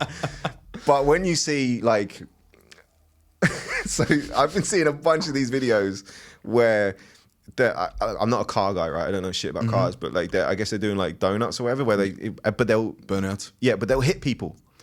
They're the best, right? Yeah, and the people go flying. Or somebody will get rolled over like a bunch of times, and then he stands up because of like the adrenaline or whatever. And he stands up and like, oh, you are. Yeah, I don't think your legs work anymore. Going that yeah, way. yeah. And those videos are amazing as well. But again, it's because I go, well, you shouldn't have been there, should you? Have you seen the video of the burnout, and it goes through a crowd, hits a guy, the guy goes into like a commando roll and pulls like an Uzi out, like mid commando roll, and he's just landed on his back and just opened fires at the car? Like, where did the gun come from? I don't know, but that's amazing. Again, this is the type of thing that you would put into a simulation. Right. Yeah, like he was rolling too much, and the guy in the headset pressed X and L and just got the Uzi out. Yeah. Do you think we fucked ourselves by having this much of awareness of other people? Because when we didn't have social media, we didn't know that there was an idiot doing a trick on a fucking half. We had to wait till like, nighttime. What was that show called? Where you could send in funny videos. Oh, like we had You've Been Framed in England. We had the same so and so's funniest home videos or whatever. Funniest home videos. That's the one. Yeah. And like we were always like, there is dumb shit that happens, because like when you see Nan fall, you're like, but ooh, But when it's somebody else's Nan, you're like, fuck it, right? But now we're like so aware of all these different fucking people. The simulation theory feels realer, right? Because you're like, that could never happen, but then it did. And it's happened, like you could click on that and it's happened to 100 other people as well. I think it's more that because we're so connected now, we get to see how fucking stupid people are. Yeah. And we're also a bit more honest about it. Like I called you on the way here and I was like, hey, I'm a fucking idiot. And I've gone to the studio that I went to yesterday. I was like, this route feels familiar. This is all looking very hard, Yarnish. He says as he walks up the stairs to the fucking studio. I was like, I'm not going to be here, am I? Let me just have a look at this. Oh yeah, that's the wrong address. Yeah. But I'm so fucked. I cannot navigate this city to save my life. No? When did you move here? I don't know, like 1990. No, I've been here for about 10 years now. I'd say about 10 years. Damn. Maybe 11 to 12. So I'd have to check. And you've had sat nav the whole time. Oh yeah. Yeah, fuck yeah. Man, it's kind of embarrassing. There was a time when we put my son in daycare, And the daycare was literally, so I would leave my house and take one turn and then another turn, and then I'd be there. And for the first week of picking him up, I had to use my phone. Really? Yeah. But were you coming from like other destinations? Or just no, from because that's when I'm truly fucked. That was me doing the same route, because I was writing at home. I was just going, right, I'll drop him off for a few hours and I'll come back. And I would have to use my phone even to get back to the house. Yeah. If I was like not at the house, if I was at my fucking next door neighbor's house, then I'd be like, oh, well, the world has ended. If I don't have my phone, I don't see my son ever again. Yeah. Like, I don't know why I'm like this. Well, I think it's the variables of skills in humans, because I know some people that can't write jokes for shit, but they could probably, like, you drop them in the middle of the desert, you're seeing that dude 3 days later. Yeah. You know what I'm saying? It's like, you know, when you're playing a video game and you're choosing like the player character and they all have different characteristics. Yeah. You know, like attack and power or whatever the fuck it is. Someone took my like GPS like right down. Yeah, it took you tracking all the way down. Yeah. Orientation, fucking 0. Yeah. When I first started dating my girlfriend, I picked her up from her place. We went to Emo Majok's comedy show in Subiaco. We went to East Meets West to see like a bunch of like Australian hip hop. And then we went to dinner at Billy Lee's at like 2 o'clock in the morning. And then I drove her back to her house without the sat nav. And she's like, what's going on here? Because she's from England too, so she has no fucking clue. She was like, have you been stalking me? It's like, no, we were here a couple of hours ago. Dude, crazy but for story. normal human beings, that's fine. Yeah. Sorry, go on. Craziest story is she gets robbed that same night. So she obviously thinks I'm fucking like in on this thing that like... Yeah, but you are, right? You did it? Or? Her watch is still here. Yeah. No, she had like a Tag Heuer fucking watch stolen. And she was living with like one of her friends. Yeah. And like overpaying in rent. Fuck you, by the way, like for charging her that. But I was like... dropped her home. I was like, have a great night. And then she messages me as like, I'm on my way home. Don't see it till I get into bed because I'm not looking at my phone. I'm driving. All right, show off. No, I have an Audi, so I can message on that. I can just do it all by voice. But I get home and I'm like, oh shit. Like, she's like in some panic. So I call her and she's like, I've been robbed. Like everything's been taken out. The whole house is a mess. And like, I was like, oh shit. Oh, she's not proper English then. No, because if she was proper English, she'd be like, I've been robbed. They've taken a bunch of shit. All right. Yeah, she was more like that. You gotta be used to it. Yeah. Where's she from? That's a good question. Let's not answer it then if you don't know it for sure. Let's just move on. It ends with a Y. Oh, brilliant. Westbury, something Berry. I know there's a Berry at the end. No, I don't know the name of the town. That's fine. So she gets robbed. Yeah, she gets robbed. The next morning, I call her again. She's like, "Oh, just waiting on the police." I was like, "Okay, no worries." I think the housemate was more worried about that. And then she starts having a conversation with her housemate, like, "What happened last night?" And she's like, "Jacob, was it you?" And I was like, "What?" She goes, "Was that you? Did you do this?" And I was like, "Why would I be talking to you still and still have you on like Hinge and shit? Like, what the fuck is this?" And she's like, "Oh yeah, no, that makes sense." And I'm like, "But thanks for the watch." After that though, the dickhead that robbed them, they found evidence of DNA and they caught the guy because he swigged a vodka bottle at their house and put it back down. Wow. Fucking idiot. He's off the register. Like, I'm not using him anymore. When you're talking about watches, like, I'm not a watch guy. Yeah. My buddy showed me a watch that he's got, and it was a Rolex, but I don't know anything about anything. Right. And I was looking at your watch, and I'm doing it now where I go like, you could tell me that watch is worth like $10 or $10,000 or 50. I'll just be like, oh, okay, it must be then because you said that. Well, this one is a Rado. It's a Swiss-made Rado. 1,500. Okay. It's like, I have a Rolex. I have a couple of other watches, but I like this. I got this for my 30th birthday from my mama. Nice. Yeah. I've never worn a watch in my life. Well, you got it on your phone, you know. Yeah. Yeah. I literally don't tell the time. Well, most people don't know how now. That's a good point. It's a genuine. Most people, like, you go like, "What's the time?" You're like, So look at your phone. Yeah, well, it's like in school these days, instead of learning how to read a clock, you learn how to read a cock. You know what I'm saying? Like, they're teaching like fucking gender studies and shit to children, which is fucked up. I don't think they're doing that to my kid. No, well, I hope not. I'd really hope not. I don't think but they're not teaching him how to tell the time either. I can tell you that much. No. I'm like, dude, what time is it? He's like, I don't know. It's bright out. I was like, just go back to bed. Very good. You can see. That's great. Michael McIntyre? Yeah. He has a joke about his son playing too many video games. And he was calling him for dinner one night. And he goes, I can't remember the kid's name, but Jeffrey, the dinner's ready. And he goes, Dad, I can't stop playing this video game right now. And he's like, why not? Can't you just pause it? And he's like, no, it's a live game. So I'd have to kill myself if I was to come down to dinner right now. So now in his household, there's this thing where he'll call up the stairs. He'll be like, Jeffrey, kill yourself. Time for dinner. Kill yourself. That's great. It's a great joke, man. It's funny as well because my son will play video games and it's the same thing. But How old? He's 7. Oh, see. But I understand that you can't pause the games. My wife doesn't understand that. So it's so when he tells me like, oh, I'm in a thing at the moment, I'll be like, all right, well, when it's done, then dinner's ready. Yeah. Because it's a couple of minutes. Like, who gives a fuck? Yeah. But my wife would be like, just pause it, and we're both just like, how about you shut the fuck up? Yeah. You know what you're talking about? Doing something here. We're busy. Yeah. He's being productive. It's kind of funny though, because I do see the trend of like I was a early 90s kid, so 92, right? Yeah. I'm 31. I'm exactly 10 years older than you. Are you? Yeah. 41? 41 soon. Oh, very nice, very nice. Happy 41st birthday when it comes around. Oh, September 17th. Yeah, was that next week or the week after or something? It's soon, I think. 16 days time. Yeah, there you go. Because it's the 1st September, right? I did not know that. You didn't know? No. I've missed my birthday several times.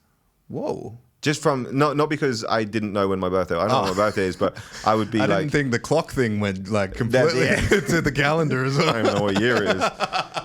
No, it's just been times when I've been like, I used to drink a lot and I was traveling. Yeah. And obviously the two just go together brilliantly. I was very good at both of them. And then we'd just go and do something. There was one time in particular, we were in Cambodia and I just left our stuff at the hotel, went off to Laos for we went to Vietnam for a few days. Was supposed to be a few days, and then we came back like 3 weeks later, and then my buddies were like, we missed your birthday. And I was like, did we? But did you though? Technically we didn't because we were drunk the whole time, so we didn't miss anything. English people are different with drinking, man. Like everyone in the world says Australians love their fucking alcohol and stuff. Well, I got here and I was like, how do you love your alcohol? Because it costs so much to drink it. Exactly. And I know a lot of people that brew their own beer just because of that same reason, and it tastes like dog piss. I imagine.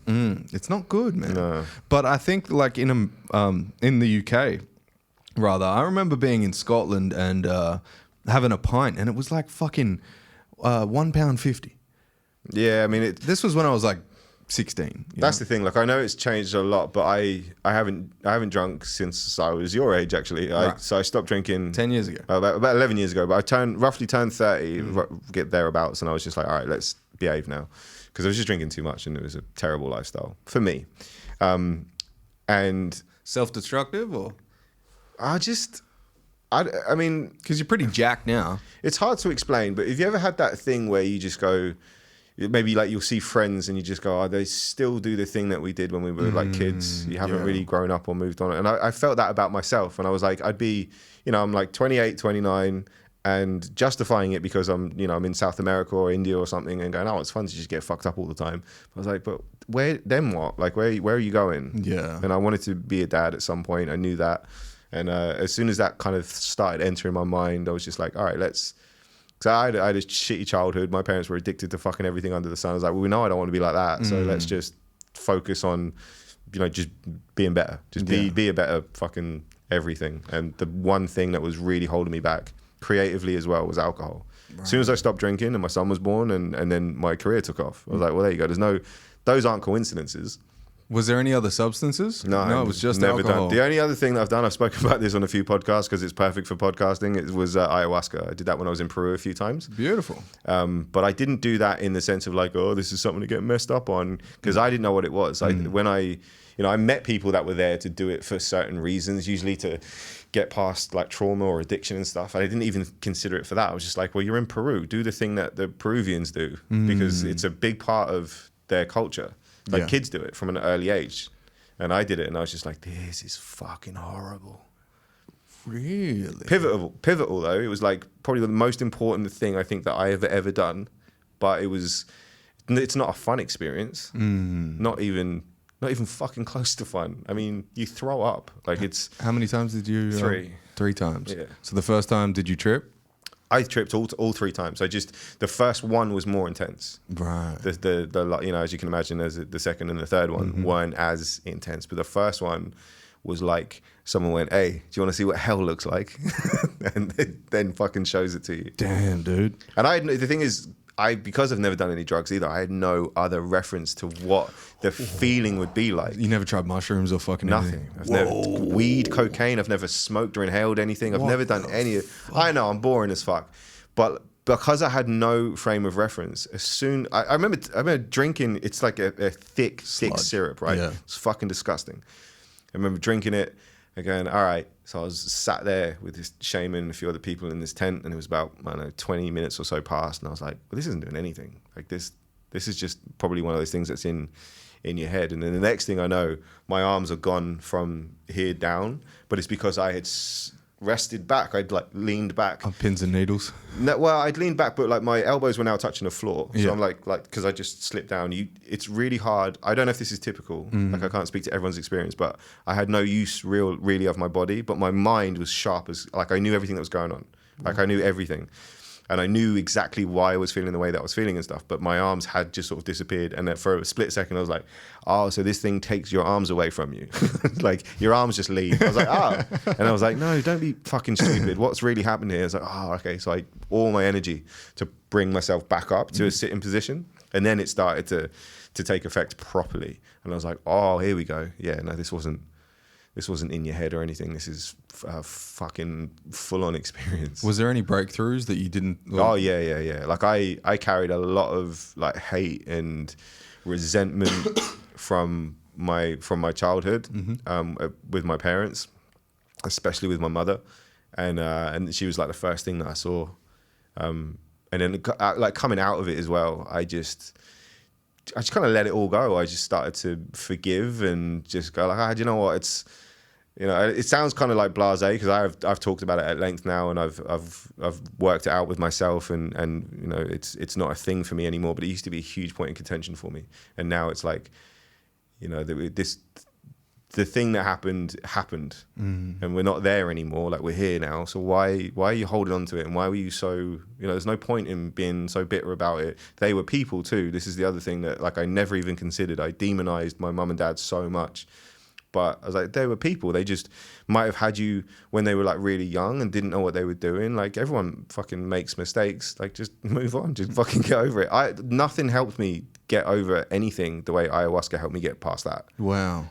I remember the shaman as well told me the most profound and most important thing I've ever heard in my life, which was he said that I afterwards, long after I've done the ayahuasca, he goes, you're going to experience a different kind of happiness and a different kind of sadness.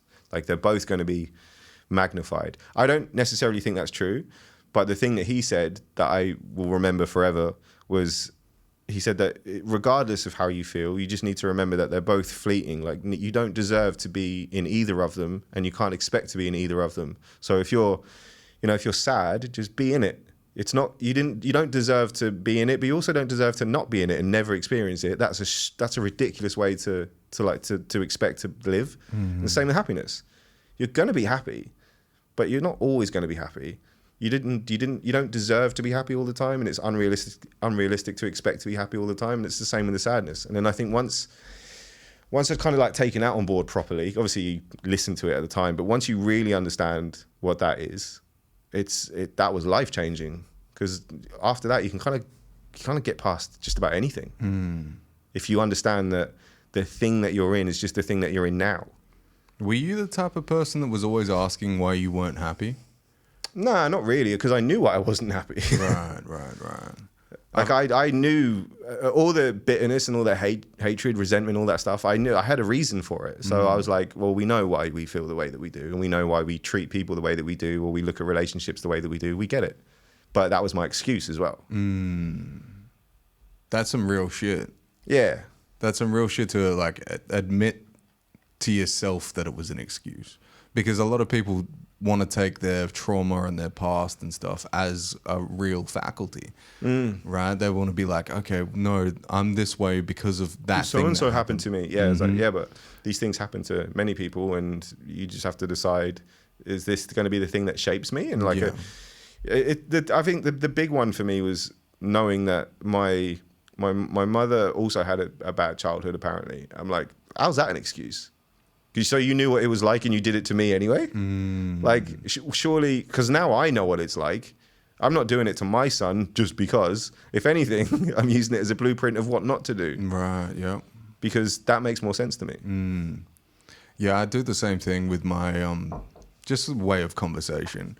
Like when I grew up, I didn't have a real father, right? He just, like when I was 1 year old, he just took off meth head, just addicted to shit.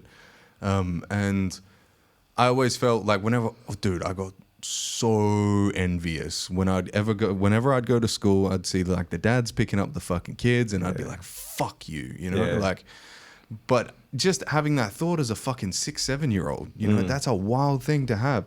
And what I found out was it's a response value. That's what I call it. It's like, if I am this way and I act in a reactive kind of setting, like just mentally, right? How is that going to value who I become in the future? Like if I react now, and am I going to be responsive to the same scenario? Like I've had ex-girlfriends, right, that are fucking cunts, right? But I can't then label every girlfriend as a cunt, you know? And the same is with our trauma. If you do that and you think, okay, I have X because of Y happening, are you always going to react to make sure that X is the outcome? You can, but you also have to understand that that's a shitty life for you. Yeah, and that's a shitty life for everyone that you're like that you touch. Yeah, like, oh, I don't understand why you would want that.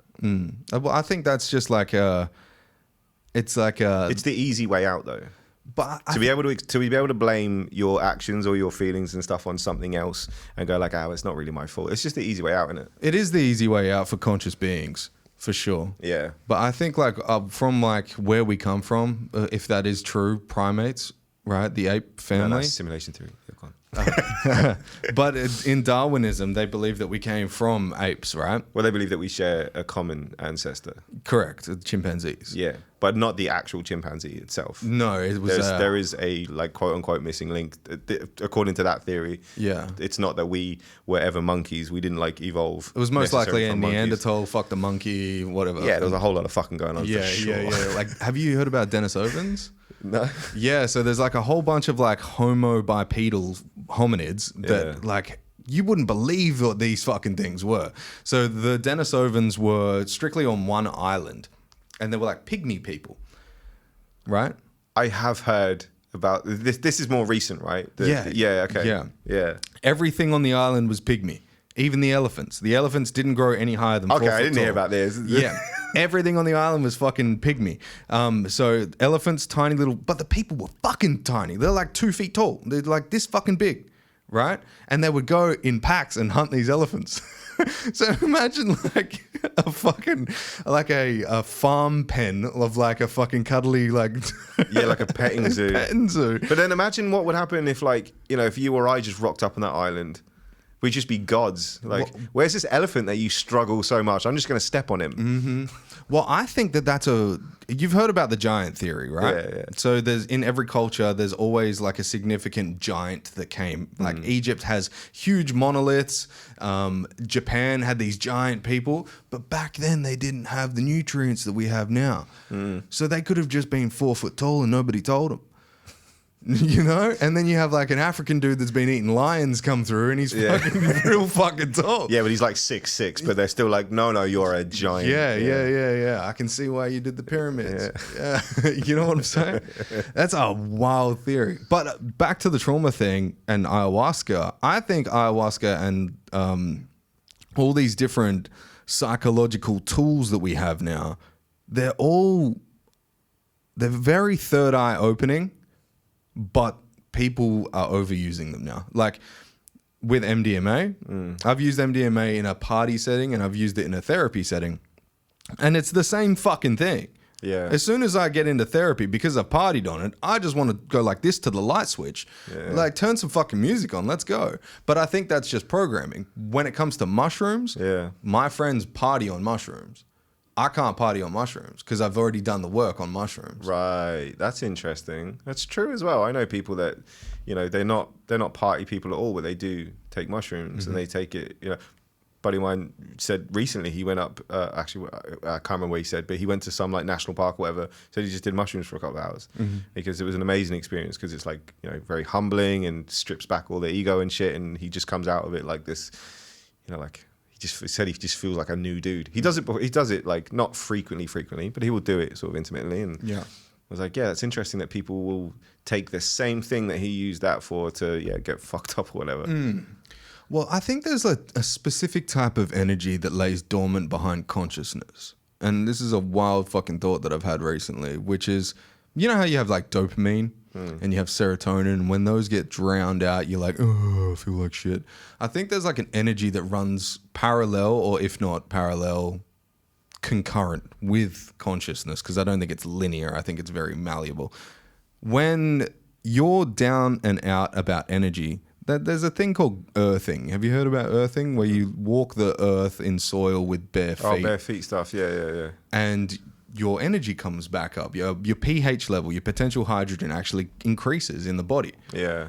Which is like beneficial for if you're muscle training, like if you're lifting weights and stuff. Yeah. You want a higher amount of hydrogen because it enforces more like blood flow and like a theta state of thinking. I just do the Liver King thing and point my asshole at the sun and just take loads of steroids.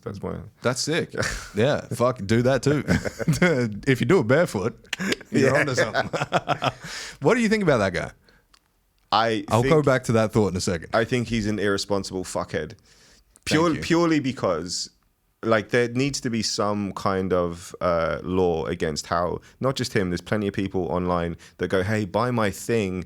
They're talking to idiots, right? But they know that they're doing this. Buy my program, buy my fucking supplements. The course gurus. And then look how you're going to end up looking like, dude, talk about your fucking stack, please. Because you should not be allowed to look the way that you do. We all know that you're on the gas. Like, there's no fucking way that you're not, but you lied about it. I'm obviously talking about Liver King specifically now. Of course. And he's selling supplement. He's basically telling people, like, buy my fucking, whatever the fuck it was. Meat. Yeah, like, dude, fuck off. Ridiculous. So irresponsible too, because of the kids that look up to people like him. Because there are still kids now that will know, they go, oh, okay, so it wasn't the liver and it wasn't the point in the sun or of the 10 tenants or whatever. Yeah, none of that shit. He was on the juice. It was like, well, and he still is. Yeah, I'm going to get on the juice then, because like when you strip everything back, like, I still want to look like him. Like, he's fucking jacked. You can smell the cholesterol through the fucking screen, but people still really want to look like that. Yeah, of course. It's like He-Man, you know? Everybody wanted to be He-Man when they were younger. And so, like, the fact that he and other people get away with that really annoys the hell out of me, because I'm just like, there needs to be laws to... Like, he should have his social media accounts all taken from him. I do not believe in this whole fucking cancel thing or whatever, but... to an extent, obviously depends on what you do, but stuff like that, you're using it to sell a product, but you're doing it's false advertising. Distasteful way. Yeah. But that would, if you could, it's almost misinformation in a physical way, right? 100% is misinformation, sure. Yeah. But if you were to take people down for lying, there would be no government leaders. That's true too, but he deliberately deceived everybody. Like, people asked him about, you know, are you, and he was like, nope, I am 100% natural. All I do is eat liver and let the sun kiss my bumhole. Yeah, that's how I look like this. Well, Arnold Schwarzenegger did that too, up until and people forgave the fuck out of him. Now I still haven't. Fuck him. Yeah. Fuck him and fuck. I've done steroids. I did a cycle probably about 3 years ago, and I'm not saying like everyone should do it, but I'm also not saying that I'm on one right now. Yeah, they work, right? My androgen receptors fired up like never before. Massive shoulders. Exactly. Yeah. Like, I didn't have shoulders really before I did that. I didn't really have hands traps. Yeah, I was just like, no, but you know what I mean? Like, I remember people were telling me like, oh, don't like train your shoulders too much because they will just naturally. I was like, fuck you, I'm gonna do them anyway. Like, I want big shoulders. Yeah. Like they work, right? Of course they they do. fucking work. And I'm not saying don't do them, but just be honest about it. And if you're gonna try and like sell yourself as something, don't pretend you're not doing it. Yeah. Like fuck, it's gross. It's the same thing with like people renting cars for music videos. Yeah. It's the same shit. Yeah, so why are you trying to be something you're not? But we are surrounded by that just in general with everything that we see and watch now. Like if you know a person who, let's say he's one of those guys who's like, says, oh, I'm a perfectionist and I do this and I do that. But you know that he's not, right? He's just lazy. Yeah, you know.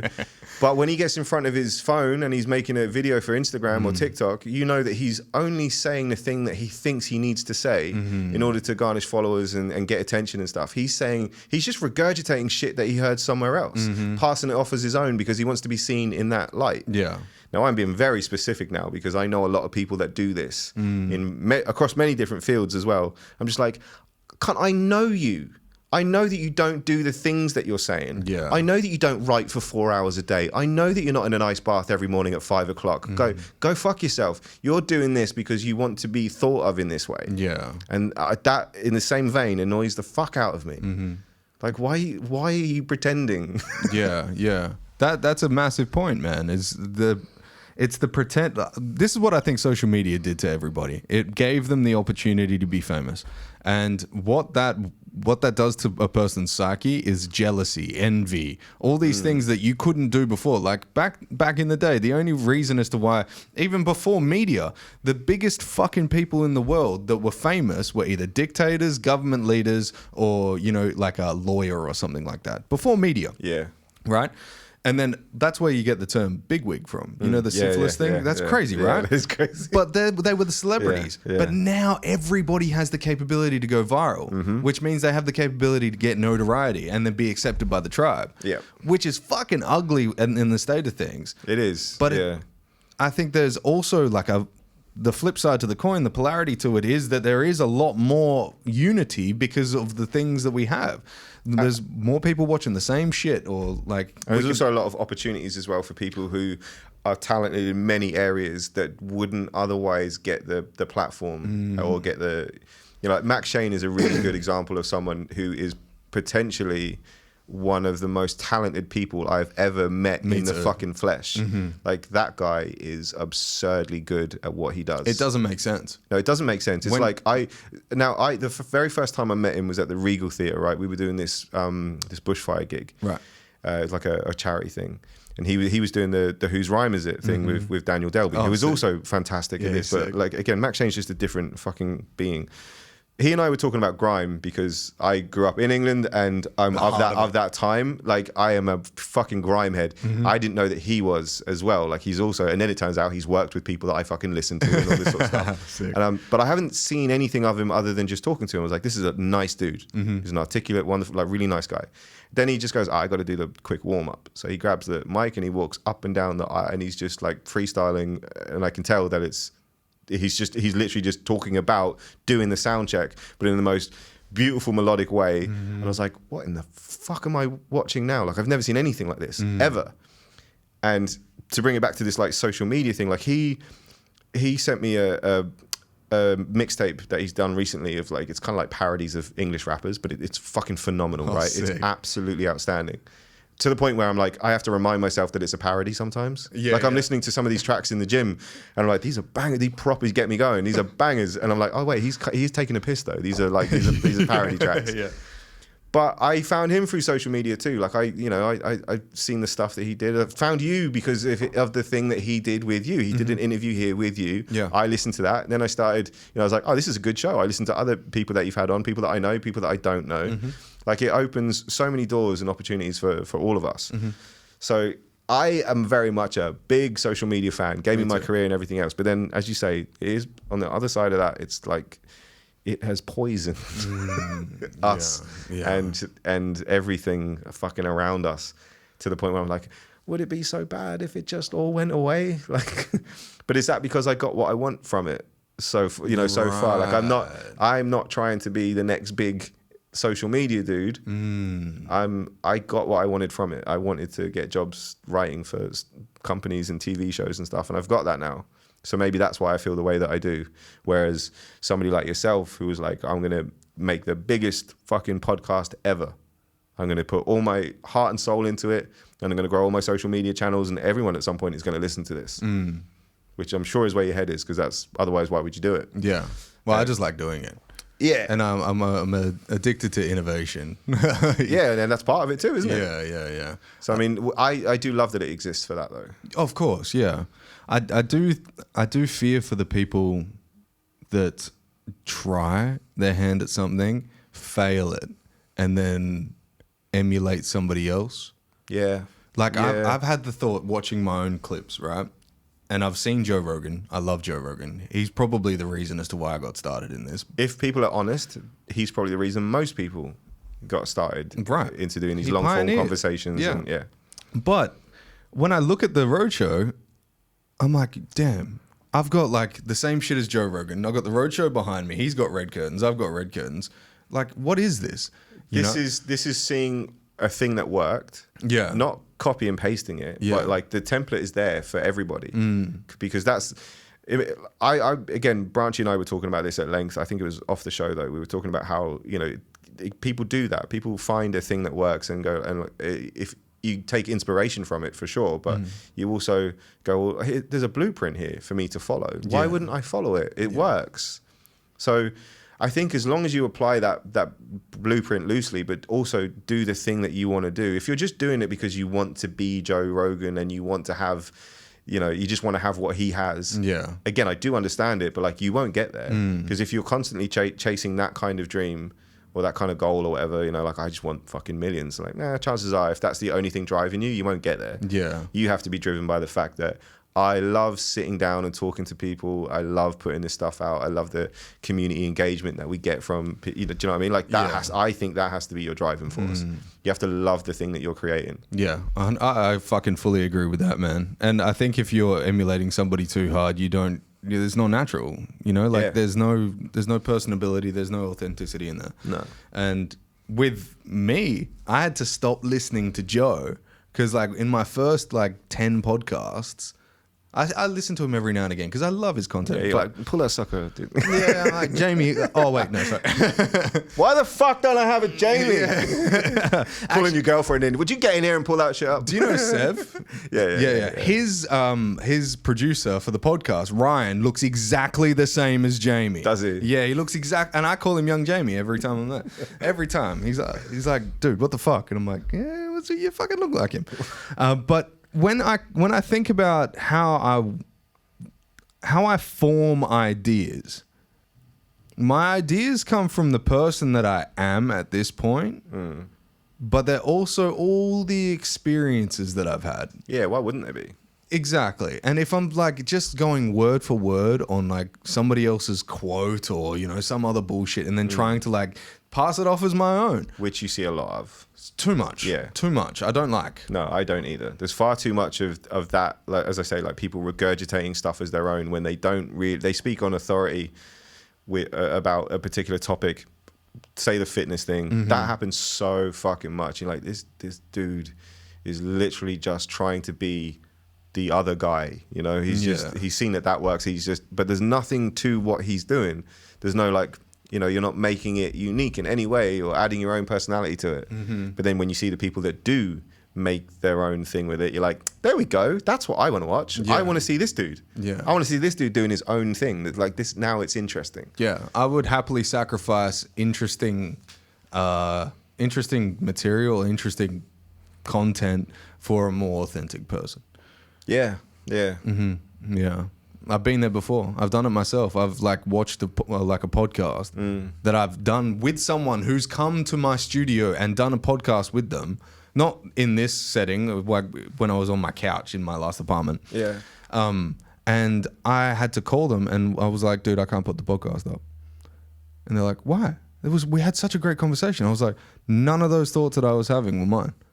Really? Yeah. It happened twice, actually. Yeah. Yeah, I watched it after I edited the whole thing, and I was like, "This is disgusting." Was it like, oh, I don't agree with the thing that I'm saying here, or were you just sort of Were you parroting his opinions and stuff, or what was the? It was pretty much that. Yeah, I was a parrot to like Joe Rogan. Like I was like thinking, what would Joe say here? And I was while I was editing, I was like, dude, this is no, it's not going up. Yeah. Like we'll do this again. Yeah. But I'm gonna fucking abstain from listening to Joe Rogan for a bit and like have a genuine conversation with the person that's in front of me. I do think that if you you know, especially when you're, I'm not saying you're early days in this, by the way, but like when I was early days with like, let's just say stand up, which I still am. I'm still very early. 3 years is nothing. But right at the start as well, when I'm thinking about how I want to be on stage and stuff, and I'm like, got to stay away from watching too much of the people that you really align with or really like because of their like, you know, their way or whatever, or the stuff that they're talking about, because you're going to end up at some point, there'll be a little crossover. You're not going to mean it, but you might even end up saying something that they've said, because very often you hear something, you take it in, you go, oh, that's funny. That's fucking funny. Yeah. And then later on, you're convinced that's an original thought. Like that happens a lot. Yeah, when you say something to yourself so much that you start to believe that you came up with the idea is a fucking wild notion to have. Yeah, or just, you know, like it's something, it will happen often in conversation where like I could tell you something and then you go and tell somebody else, you forget that you heard it from me. I'm not saying that you say you heard it from or that you thought of it yourself or whatever, but you know, we don't always think of like the source every single time. That would be impossible. Yeah. And it's the same with like, with jokes and stuff. You can hear something, or you can have, you can hear something that you just like, and then later on have a very similar thought, or, you know, and it's way too close to that joke. You know, that if you had that joke in front of you, like, oh, well, I'll never say, I can't do that. They're way too close. Yeah. But because you're not always thinking about the source of everything, you just, you know, now this is a new idea and it's my idea. And I think there is something to doing that in the moment and calling people out on that. Yeah, for sure. Yeah. Yeah, 100%. I mean, you don't need to be the world's biggest dickhead about it either. No, you don't need you don't see someone on stage and go, hey, that's not your joke. Yeah. You just, especially if you know them. Yeah. You just go, that bit that you did, like, have you seen so-and-so's bit? Because every comedian I've ever come across, and myself included, if somebody says that to me, I'm just like, no, can you show me the bit? And I'll watch a bit and go, oh, actually, yeah, that's too close. I've never seen that before. Don't even remember seeing it before, but it's older than what I'm doing. So I'll just move on. Yeah. I'll just write another joke. Yeah. I think that's true in comedy, and I think that's true in ideas. And like, it's the catching of the virality of something. Like, I want to say something right now that would go completely viral. Just say the N-word. No. I'm kidding. Nicety. Nicaragua, or whatever the fuck that was. At every point, you're always, well, I don't personally do this anymore, but when I first started, 100% I was like, this is gonna get some heat, you know, like, and then there's like, I'm going back to the real estate mindset. I was like making friends, building rapport, but I knew I had this back agenda. Thing, yeah, 100%. And I don't want to do that. No, because people watching and people listening can see right through it. Like, there are podcasts by people that I know, and again, I'm being a bit too specific because it can get mean, and I'm not trying to be mean, but there are podcasts that are around now that when I listen to them, I know that the thing that I'm listening to right now is something that he just wanted to say. Yeah. You know, regardless of who was in front of him, like, he wanted to engineer the conversation in that direction because he's got a thought on this thing. And I'm sure in the back of his head as well, is like, there's going to be a banger clip. This is going to be the one. This one's going to take off. It's like, just if you want to have a conversation with someone and you want to do it as a podcast, just sit and have a conversation with them and see what happens. Like, have fun with it. All of us as your like proper listeners enjoy that far more. Do you know what I mean? Like, we enjoy the authenticity of knowing you give a lot of yourself over on a podcast. It's your podcast, right? So we, the listener, over time, we get to know you in a way that, you know, we wouldn't get to know you otherwise. But it's whatever you've decided to give us. So when we start seeing little, like, you know, inconsistencies maybe, or little things where we just go, why is he doing, it's because of this, you know, we can see through it. If you were to start like steering this conversation in a certain direction that it wasn't naturally going in, your like loyal listenership will be like, this isn't him. He's obviously got a thing that he wants to bring up. Or a perfect example would be like if you had like a sponsored thing that you wanted to bring up in conversation. Funny that you mentioned. No. But now, do you like cigars? You know what I mean? It would be, yeah. So I think there's a lot of that happens too. Of course. But I think that You are the product of your surroundings. And if you're living your life in a lying state, you know, if you like, look, How exhausting as well. dude, I have an Audi, right? And this is the second time I've mentioned it, right? But I am aware that when I got that car, it's a fucking ego point. Yeah. Like, I own the car. Don't Yeah. get me wrong. I own the car and I have no reason to get rid of it. But sometimes I'm thinking, like, should I just get rid of this fucking thing? Because everyone sees me in that light, you know, that's the guy with the European car. Yeah. You know, if I get rid of that car, am I like free from like the ego check from other people? I constantly have that thought. But I think it just comes down to, do I like that car? Yeah. I genuinely do think, like, if you're a car person and you like cars and this was the car that you wanted, who gives a fuck, just get that car. Yeah. As long as obviously you can afford it and all the rest of it, which of course. course. But like, I do, yeah, I get the ego check thing, like, and a lot of the stuff, I guess you could argue we do most of it for that. But I don't know, you got to be okay with some of it. Otherwise you would, you know, you'd walk everywhere barefoot. Yeah. What are we, Liver King? Fuck off, man. Arsehole out. Yeah, but No, I'm not going to stop getting my arsehole out. Did you actually, son? No. Dude, what the fuck? Like, Jesus Christ. Dude, I was born in Ireland and grew up in England. I would have arsehole cancer You would in have a arsehole day. cancer. Yeah. In a day. Yeah. It'd be like a severe growth. Yeah, this Australian sun, fuck that. Apparently that's how leprechauns are born. Yeah. Man, I love the summer here, but I'm never out in it. Oh, no. I go from like air-conditioned house, air-conditioned car, air-conditioned gym, air-conditioned clubs. Like yeah. You want the potential of hot. You don't want hot. I just want to look out and see it and go, oh, it's a nice day today. And Yeah. then step out and go, but I don't want to be any part of it. Throw the scarf Yeah. over. Or like people are like, oh, do you want to go to the beach today? I'm like, cunt, it's 12 o'clock. Yeah. What do you do? No, I don't want to go to the 24 degrees, you fucking crazy fuck. Yesterday was a blinder, bro. beach. Yeah, yesterday was great. Yeah. It was really good. I spent all day on the couch. But yeah, exactly. And the thing that fucks me about your weather here, though, is that you get no warning. Mm. Obviously, you do if you look at the weather. But my point is, you'll get like days where it's just like, you know, like 18, 27, 18. Sorry, what was that? Yeah, 27, 28. How's that even possible? It's like 10 How's that degrees possible high. for one day? Yeah. Tell me we're not in a simulation. Yeah, true. Yeah, actually, that's a fucking good point. Because anywhere else, Well, it's only a good point because we're morons and we don't understand how the I don't know weather shit. works. No. That's the only reason. I'm an There are idiot. people listening to this going, "Oh wow, do you not know how things work?" The answer is no. yeah, I don't. yeah. I'm no meteorologist, but 9 degrees is a shift. It's a big shift. Yeah. I'm sure, like the people in the Antarctic Yeah. or the Arctic and wherever the fuck you are, that's called. If you feel the difference between 6 degrees and 3 degrees, you're fucking crazy. Because it's just cold. just cold, isn't it? It's Yeah, just it's a good cold. point, yeah. Right? But if you feel the difference between 33 and 36, that's fucked up. Like, it is a wild change. It is. I've lived here most of my life. I've lived in Brisbane and I've lived in Karratha and Port Hedland. Okay. And that's a different kind of hot, dude. We did gigs up in Karratha a few months ago, and I love how everyone pretends it's nice up there. No. It's the desert. No, but people I know. when we got there, They're and psycho. the guys were like showing us around, and then they had the house and stuff set up for us to Yeah. stay. We were only doing like one gig there, and as soon as I got there, I was like, I can't wait to leave. Okay, but then like, oh, the fishing's great, and I was like, stop pretending you like it here. Yeah. You're pretending. Yeah. No one this is horrible. This is a barren fucking. All right, you got some like nice pubs and stuff or whatever, but You for got the 3 of them. Yeah, but for the most part, this place is a fucking If dump. you leave the suburb, you're in the desert. Yeah. Like, what the fuck is that? But there is a beauty to the whole barren sort of, but not to live in it. No. But to drive through it, fly over whatever. Did you drive or incredible. fly? We flew. Yeah. Okay. I drove to Broome. I've done that before too. 24 hours. Me and my friend got a camper van when we first got here, and we just drove all around the country. That's the way so to we do it. Yeah, so we drove. We did drive up to Broome. Broome was a humidity that I'd never experienced before in my life. It's and I'd fucked been up. all through like Southeast Asia and South Africa, South America and stuff. It like gets you in like the chest.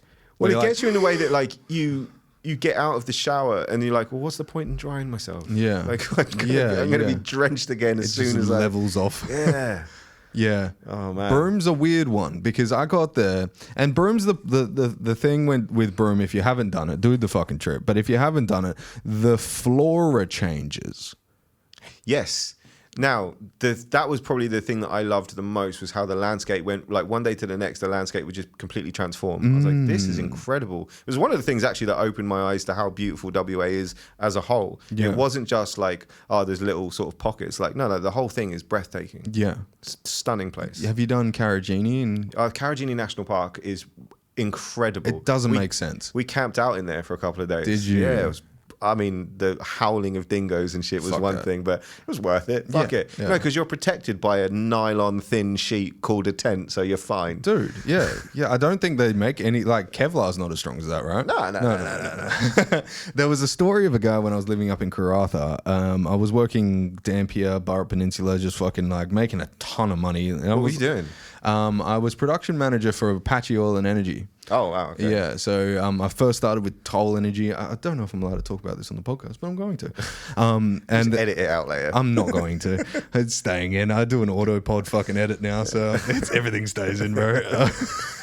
Oh, fuck. Oh fuck! No, I do like a post edit if like you do want anything cut out, like the semen story. Nope. No, leave it in. It's your fucking story. You were the one who came when you were doing a poo. Why would I want it cut out? Fair enough. I mean, like, okay. I'm not even putting that on me in case you want that semen story cut out. What, your semen story? No, I don't. Leave it in, mate. Leave it in. Jesus. Oh fuck! Yeah, okay, fair enough. All right, I'll take the reins. All right, shit, fuck. So I was working up there, and like our friends decided they were going to Karajini, right? This one weekend, and one of my bosses was like, "We need you to work on the weekend," and I was like, "No, we're going to Karajini," and he's like, "Trust me, you want to get paid this weekend." And I was like, "Okay, all right." They were paying like triple time or something. It was like fucking $200 an hour. It was ridiculous, bro. Lovely. And then my friends come back missing one person, and I was like, what happened? Like, where's your boyfriend? Like, there's one girl that I work with, and she goes, middle of the night, so the Royal Flying Doctors had to fucking show up there. Middle of the night, they're camping out on like this ridge, and they were very drunk, and he went for a pee and put a step wrong and died. He fell off the fucking... Do you know what? Like, so when you mentioned Karajini, the one thing that sticks out in my mind is Dale's Gorge. Yeah, that's where they were. And how there are no railings whatsoever, because I get what I like to refer to, and have never actually said out loud, suicide Tourette's. I don't have a suicidal thought in my mind, right? I don't want to kill myself. The counterproductive thoughts. But I look over the edge and I go, oh, we could do a flip. Yeah, I wonder how many flips I could get in. Exactly. Yeah, do you know what I mean? Like, what would give out first? Would I have a heart attack before I hit the bottom, or would I just splat? Like, these little thoughts, these intrusive thoughts, I'm never going to do it. Yeah, right? of course. Just don't worry about me. I'm never going to do it. But I have those thoughts. And Breaking news. And when I saw that there was no railing, I was just like, oh wow, this is insane. Yeah, because you'd never have that anywhere else. No. You look at the Grand Canyon, there's railing pretty much around the whole fucking canyon. You know? So he went to pee off the edge of the gorge. Put a foot wrong, fell off, died. Fuck. Yeah, distraught. They were all distraught. They couldn't believe it. And I was like, I'm glad I stayed at work. Because what if it was me? Yeah, well, you wouldn't have earned $200 an hour for one thing. Exactly. I think that's more important. I think taxes did get me, so I kind of felt like him a bit. I don't know. I think if you weigh up loss of human life and $200 an hour, I think you made the right decision. Yeah, I think so. Yeah, he was a piece of shit. So. Was he? Well, you got the last laugh. He's dead now. So. Yeah. Well, I didn't want him dead because I don't do that. Didn't you? I did see a voodoo lady about some things. No, I shouldn't say that. But like there's a couple of things that fucking happened up north that are really fucking crazy. Like when I first got up there, I was recovering weed head. Like my parents. So the story goes, when I was 18 years old, I was 130 kilos fat. Then when I was 19 years old, I was 65 kilos lean. And the reason as to how I got there was exercise and a proper diet. No, it wasn't. And clenbuterol. No. It was weed and chicken schnitzels. It was a ketogenic diet and weed. And I suppressed my appetite through tobacco and weed, right? Lost so much weight, I was shredded. And then I was like, you know what? I need to get better in my life. And my mum came and grabbed me from Perth because like I was living with like a crackhead, but I hadn't done crack, but you could see the route. So she pulled me out of it. And I was literally living in an industrial unit, like on a mezzanine. And like I was playing drums up there every day and playing guitar and stuff. So far, I see no problem with any of this. It was a fucking good time, actually. And then I get pulled out of it and I have like these serious withdrawals because they want me to get a job and all this stuff. And I start working for Toll Energy, and I was a pretty low-level dude, just a forklift driver or whatever. And then I started working with this girl, and like I know she's not going to watch this because like she's a weirdo. So I started working with this girl. She was having problems with her partner, and he was abusive to her. And she's like, "Do you want to go on a date?" And I'm like, "You're seeing a guy? No, thanks." So we went on a date. And then after that, we... Tag her in this, you coward. no, I'm never going to. I can't even remember her name. It was that long ago. I was like fucking 20 years old. No, I thought I remembered her name just then. But we worked together. We stopped talking, but there was always like a, oh, fuck you as soon as you leave your fucking partner, right? And so this guy...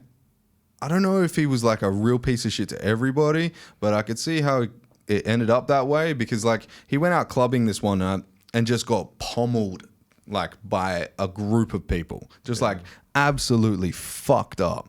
And they started like he got like in a coma, kind of fucked up, right? And then she's like they started a fund for him to get him out of the coma and, you know, like give him some money. I don't think it works that way. Whatever the fuck. I don't think you can raise 10 grand and someone goes, all right, I'm out of this coma. I think it is. I'm going to get test this. The GoFundMe's up to 15K. No, I'm okay. Oh. Not yet. We can get 20. Yeah, wait me when we're at 20. Yeah. Okay. Just doses him up. And then she went on, I think it was either television or like the GWN network, like which is you know, the news thing. The news thing. And for the fundraiser, and she was like crying and like all this shit. And I'm watching this on TV like, liar, you fucking liar. Like you went on a date with me, you fucking lying bitch. And then like they end up moving to the East Coast, back to Melbourne or Sydney, one of those. And I never heard from that motherfucker ever again, or, you know, like... Do you know if he came out of the coma and stuff like that? I have no idea. You don't give a fuck. I love it. I love it. I don't care. Apparently he was a piece of shit, so, like, that's what she was telling me, at least. Yeah. And if she was lying, she's the piece of shit. Maybe she just really wanted you, though, and she painted him that way so you wouldn't feel... but maybe that was it, though, and she painted him a certain way so that you wouldn't feel bad, and that you'd maybe give her at least half your dick or something. What, half an inch? I wouldn't give it that much. Hey, come on. I saw the bulge when I walked in here. I know what we're working with. He's in the tightest little shorts. It's a delight is what it is. It actually have like these fucking... I know. I'm making this shit up. His balls are hanging out. Quite a stretch. Yeah, so it was a weird fucking thing, man. You know, there was a lot of things that actually happened up there. One of my friend's mothers died while I was up there, and I jumped on, and he lived down here, and I jumped on an airplane. They charged me $2,100 for a one-way flight from Karratha. $2,100, bro. Perth is fucked, but I mean that is ridiculous. Yeah, like when we went to fly from here to Karratha for these gigs, I was like, my passport had expired. Because fuck it, I haven't been anywhere with COVID and all that sort of stuff. I haven't needed it for a while. My passport was a little bit out of date, and I didn't know what my driving license was. Like I have it, obviously, but I was like, because of paid pass, I don't have my wallet with me ever, right? Yeah. And my driver's license is in that fucking thing. So I was like, oh shit. And I didn't think about these things until it was like, you know, the day of the flight, and I was like, but then I thought, how they're not going to want ID for a fucking place that I can just drive to. Yeah. Like, of course not. And I get to the gate and I get to the thing. And she's like, do you have your ID? And I literally just went, because I didn't care about this gig either. I didn't want to do it. I just went, of course I don't. Like, I could drive there. And she went, all right. I was like, that was fucking easy. Fuck. Yeah. But also this ticking sound, it's just my watch. Yeah, don't worry about that. Don't worry about that. No. Someone's got a great fucking joke about that kind of thing. I can't remember who it is now, but it's like, if like, it's Louis C.K. and he's talking about going through airport security, TSA, and he has clay, but they think it's like C4. Yeah. And so they take it off him and they put it in the bin, and he's like, it's C4 and then arrest me. Yeah. Or give me my fucking clay back, because how are you going to just take it and then let me get on the plane? Yeah, no shit. Yeah, it's like, better luck next time. Yeah, come on. Fuck, man. I remember we were in we were border crossing somewhere. I think it was like Ecuador, Peru, somewhere like that. And I'm with this Australian guy that I've met like while we're traveling, and he has this shaker thing. It's like a maraca or something. It's beautifully decorated and painted and stuff. Wood? Yeah, and it has seeds in it, and that's what makes the noise. Right. And we get to the border, and the Peruvians are like, you can't bring that in because of the seeds. Right. And he's like, fuck. He goes, what if I take the seeds out? Can I take it? They go, if you take the seeds out, give them to us to dispose of, and then we clean the inside of it properly, no problem. But you can't take like foreign fauna into Peru. And he's like, all right. So then he pulls out this knife, which is like a fucking samurai sword, cracks the thing open, takes the seeds out, and they'll go, yeah, that's fine. I'm like, what about the fucking knife? You don't care about the knife? Are you? We have knives. We don't have those seeds. That could go through 8 of us. What are we? It was a full-on. I mean, I am probably embellishing this accidentally, but in my mind, that sword was longer than his fucking body.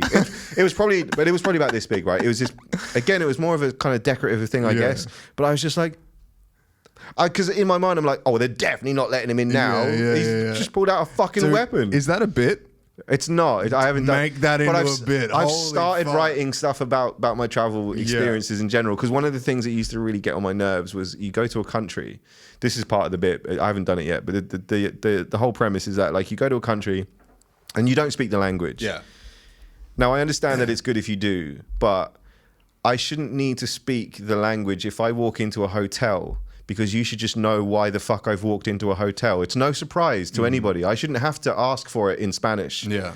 He should I shouldn't walk if I walk into the reception of a hotel in fucking Mexico, they shouldn't be going, I wonder if he wants a sandwich or rent a car. No, obviously I want a fucking room. I shouldn't need to say, just let me in. Yeah. Just let me in. Strawberry jam, sir? Yeah, mate, being able to ask for it in Spanish, it's embarrassing anyway. Yeah. Necesito habitación. Fuck off.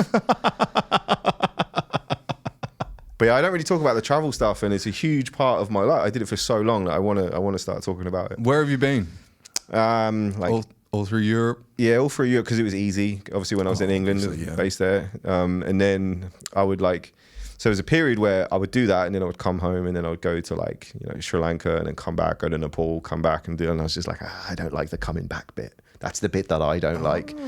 So when I was 26, I think it was, about 25, 26, I was just like, all right, that's it. I'm done with England. I'm going to save for a bit, sell everything, and then just leave, and we'll see what happens. And then, and then I just went to I went New Zealand, North America, Southeast Asia, India, South America. I spent a lot of time in South America. It was like my favorite place. Yeah? So probably there for all up maybe about a year and a half. Was it the big booty Latino girls? I mean, the Colombians are exceptional. Do you know what's amazing? What is absolutely amazing is that, What's that? Country to country, they differ significantly. What do you mean? This is a horrible thing to say. I'm going to say it anyway. Do it. So Colombian women are they're stunning. They're beyond, a 10 here is like a 3 over there, especially in Bogota, right? It's not normal. It's just not. But then you go to Ecuador or Peru and Bolivia in particular, and it's just what happened to the water down here where you all look like this, but they all look amazing up there? It's very different. So it's not like the whole continent is this amazing. But what is crazy though is is it just because back in the 70s and the 60s and 70s, cocaine was rampant and all the hot bitches went there? Who knows, and just man? fucked all the dudes? Who knows? But it is absolutely amazing when you get there and you're just everyone is beautiful. Really? But what's amazing, and what I would anyone watching this who's ever thought about traveling, right? If you're a dude, go to Colombia, because the mismatch is incredible. You'll see this this absolute supermodel with just this short ass sort of pot bellied, because the mismatch is nuts. It's insane. Again, I know it sounds horrible. I know it sounds like a really cunty thing to say, but as soon as somebody like you walks in, you're sort of, you're a bit exotic anyway because you're not from there, and they just all flock to us. Really? It's mad, yeah. Where was that again? Bogota, Medellin, I mean, yeah, everywhere, man. That's crazy, dude. Yeah. Did you end up doing any like walking, like hiking travels? I mean, I did when I was in like the Annapurnas and stuff in Nepal, and I did like, the Inca Trail and all that sort of stuff. And I mean, I really enjoyed hitchhiking as well. Really? Yeah, I was just like, fuck this, we're hitchhiking like through the Andes in Chile and stuff. I would do it. One of my mates hitchhiked through Canada. Oh yeah. And he was primed to be on one of the boats. I think it was like on a Friday in the afternoon, and he was I can't remember where he was. Fuck, I don't give a shit. But he had to be at the bottom of this hill, and he was like, I'm gonna walk over the top of this mountain to get to the boat, and like everyone had taken a bus to go around it, right? Yeah, I already know that this didn't work out well for him. He got chased by a bear for 45 minutes. We all do this stupid shit where we go, oh, I'll just do it that way. Yeah. I don't know why they don't do it that way. I'm not going to ask them. They're not worried about the fucking bears. But because we're foreigners and we just go like, I'm on an adventure. It's an adventure. Yeah. Adventure time. Yeah. Fuck crazy people, man. Like, I got a boat through the Amazon from a place called Yurimaguas to Iquitos. Quito's Ecuador. Iquitos. Iquitos is like the last city before the primary jungle in Peru. And that boat took about 3 or 4 days, and it was a cargo ship so downstairs was like plantain and livestock, and then upstairs was like the crew and a few little like cabins, but then the top deck was just big open space, and you would hang your hammock from. And that's what he said. But it was dirt cheap. But you know what? It was the most fun I've ever had. Really? Yeah, because we drank like 2 bottles of rum a day. Damn. And a bottle of tequila probably as well, and didn't get hangovers. I was like, oh, you can't get a hangover on the river. You tell yourself dumb shit. Yeah. So you just can't get a hangover on the river. And it was amazing. We did this. That was one of my birthdays as well where we missed it, because I was like, oh, we get to the thing and it's like the 19th. It's interesting. Was cut like through that jungle? Do you know what cut is? Like the leaf? Oh, the leaves. Yeah. Well, I mean, I didn't know that it was called. I think that's in Africa. I think they call it that in Africa, Okay, parts of like Western Africa or whatever it is. It's just what you call it? It's just cocoa leaves. It's literally like, so the Bolivians pack it up into their gums. Whoa. They're drooling green shit. It's disgusting. You know what I was saying about chewing? Like how I hate that. Yeah. This is a million times worse. Damn. But it's funny because when I first got to La Paz is like about 3,300 meters above sea level. So it's very taxing, super difficult. You can get like cerebral and pulmonary edemas just from like being in a place like that if you're not properly climatized. So you don't fly in, you drive, or you get like coaches and shit, but you're constantly to try and get yourself ready. Yeah. But you get there and it's still very difficult, and they tell you, no exercise, don't eat too much, blah, blah, blah. And the locals are all off their tits on cocoa leaves. Not all of them, obviously, I'm generalizing, but a lot of them off their tits on cocoa leaves, and they'll tell you like, oh, it helps you climatize. I'm like, right, cunt, you are 400 years old. You should have acclimatized by now. Tell me the real reason that you're using these things. And it's because it's basically just fucking cocaine that they're chewing. You found cocaine chewies is what you've done. Don't tell me it's the climate. No, come on. I've used chewing tobacco where you just pack it in your lip. Yeah, that sounds fucking vile. It tastes like licorice. Yeah. I had this red. It's like an Indian dude on the pack. I don't want to say Redskins because that's racist. But it was like it was a really fucking. It wasn't flavored. It was just like the flavor of tobacco. And I remember I had smoked cigarettes prior to that. Oh, that sounds so disgusting. But I put the tobacco under my lip. And it's not like what I presume packs are like these days, where they're like all flavored and they're juicy. Right. This was like dense fucking tobacco Punishment. and spicy as fuck. Like I had a fucking ulcer for like a week after. Well, apparently that stuff is really bad. Somebody was telling me like Scandinavians have these things now. I forget what they're called, but where it's like nicotine into the gum. Yeah, it's straight into the gum stream. So they pack it up. I think it's called pouches. Like they're almost like a mesh thing, right? Yeah, but it had a different. This person that was telling me about it had a different name, like Scassi or something. I can't remember exactly what it was called. But it had some weird name, probably a brand name, if we're being honest. Of course. But yeah, she was like, "Oh, it burns though. Like it properly burns. So you have to push it away from your tongue, from your gum sometimes." I was like, "What are you doing it?" Why do it? Right. The thing as well is that she was telling me that she does it, but she doesn't smoke. And I always thought it's crazy the amount of people that I've seen that vape that never smoked. Because in my mind, bit of a dinosaur mind, granted, but it was like if you smoked and you wanted to stop smoking, that makes sense. Yeah, you took this step into vaping. But I know so many people that just started vaping. Yeah, that didn't smoke before, and I was like, whoa, that's like. Isn't that the same as just like starting methadone instead of the heroin? Like, that's a good point. I don't know why it's happened. I mean, I do. It's a popular thing, isn't it? Well, if methadone was like watermelon flavored, everyone be on it. I would still much rather walk through a big cloud of watermelon methadone than the vaping minty stuff that people have. Are you repulsed by the smell of cigarettes? Yeah, very me much too. So. Me too. Very much so. Same with like cigars and basically anything like that. Even that part of the ayahuasca ritual is that the shaman makes a cigar of harpe. Not really sure because I didn't do it. That was the thing. Like he was they like, blow it into your nostrils. Yeah, he was like, this is part of the ritual. I was like, well, for me, it's not. I'm not doing that. Apparently, it's like it's almost like a purging method. So it's spelt RAPE. Okay. Harpe. That's what the pronunciation is, harpe. Sure. But it's spelt rape. Like, and apparently when they blow it, so they have this specific tube where it's one inlet to two outlets, so it goes into both nostrils. Yeah. And they blow it gently up your nose, but then they go and they blow it hard, and then that's when it rapes you. Yeah. Right? Because all this tobacco just fucking like this smoke just like burns like your nasal passage, your pharynx. I would have thrown up. Oh yeah, in big a time. fucking heartbeat. So, Yeah. I was never going to do that. My stepfather, 6 months ago, he smoked from the age of 14. He's from Ireland, fucking like just a crazy man. Drinks every night still.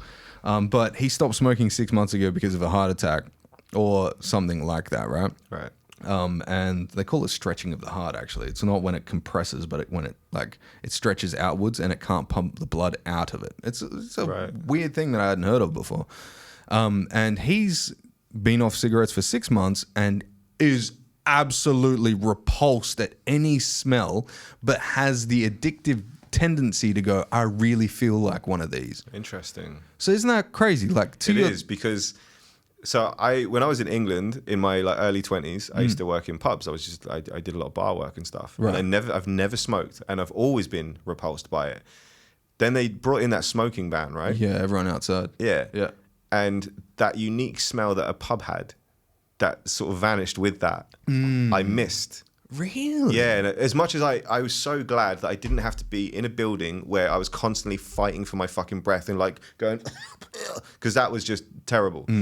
But the lingering smell, like when you would come in the next morning or whatever, it had a very very distinctive smell. Yeah. Even to the point where, fast forward back to about 2016 or something. I was in London. We were filming something, and me and my friend are walking along the West Bank, and I literally put my head through the doors of a pub and went. Because it's like crack almost. Yeah. It's crazy. Like the smell. Maybe you did get some kind of like addictive. Probably some secondhand sort of nicotine addiction. Yeah, but it was never like, I need this thing. I was just like, that's not disgust. That doesn't disgust me. Yeah. But if somebody was like talking to me and smoking and blowing smoke, it's not. I would just be like politely like, I'm sorry. Yeah. Same with chewing. I'm fucking weird with that stuff. Very weird. Yeah. Oh, I get it though, right? It's a personal thing to be like chewing on something and eating dinner, and it is. It's also, if I'm sitting over here like, yeah, you're like, bro, what the fuck are you doing? Get out of my head, like.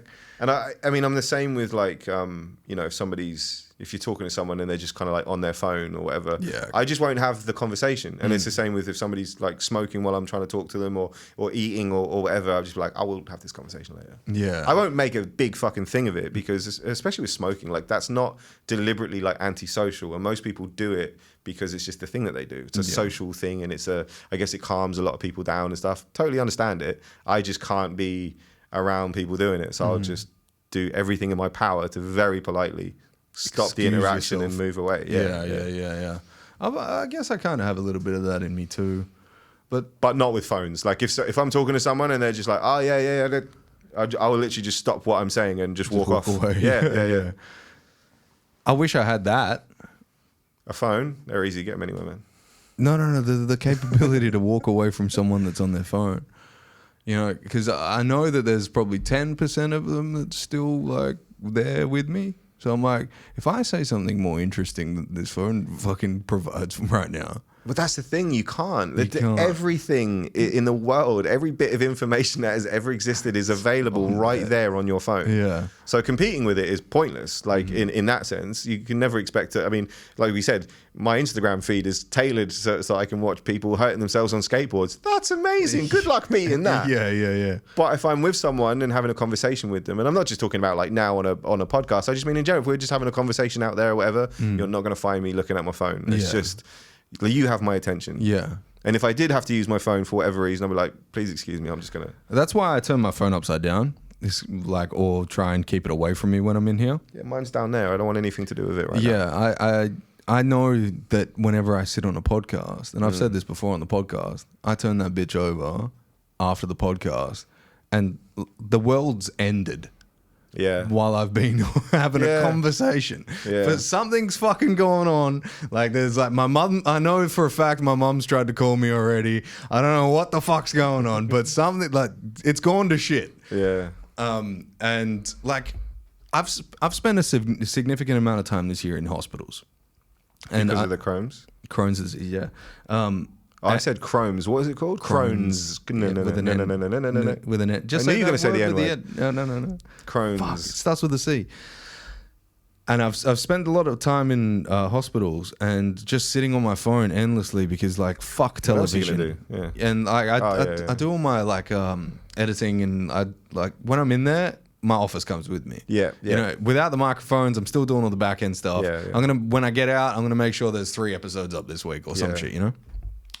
But I was on my phone so much, watching these fascinating fucking videos. Did we just burp at the same time? Yeah. I turned away and then I heard the burp and I was like, oh, he did it into the mic. Yeah. I'll do it louder next time, but it was in my throat.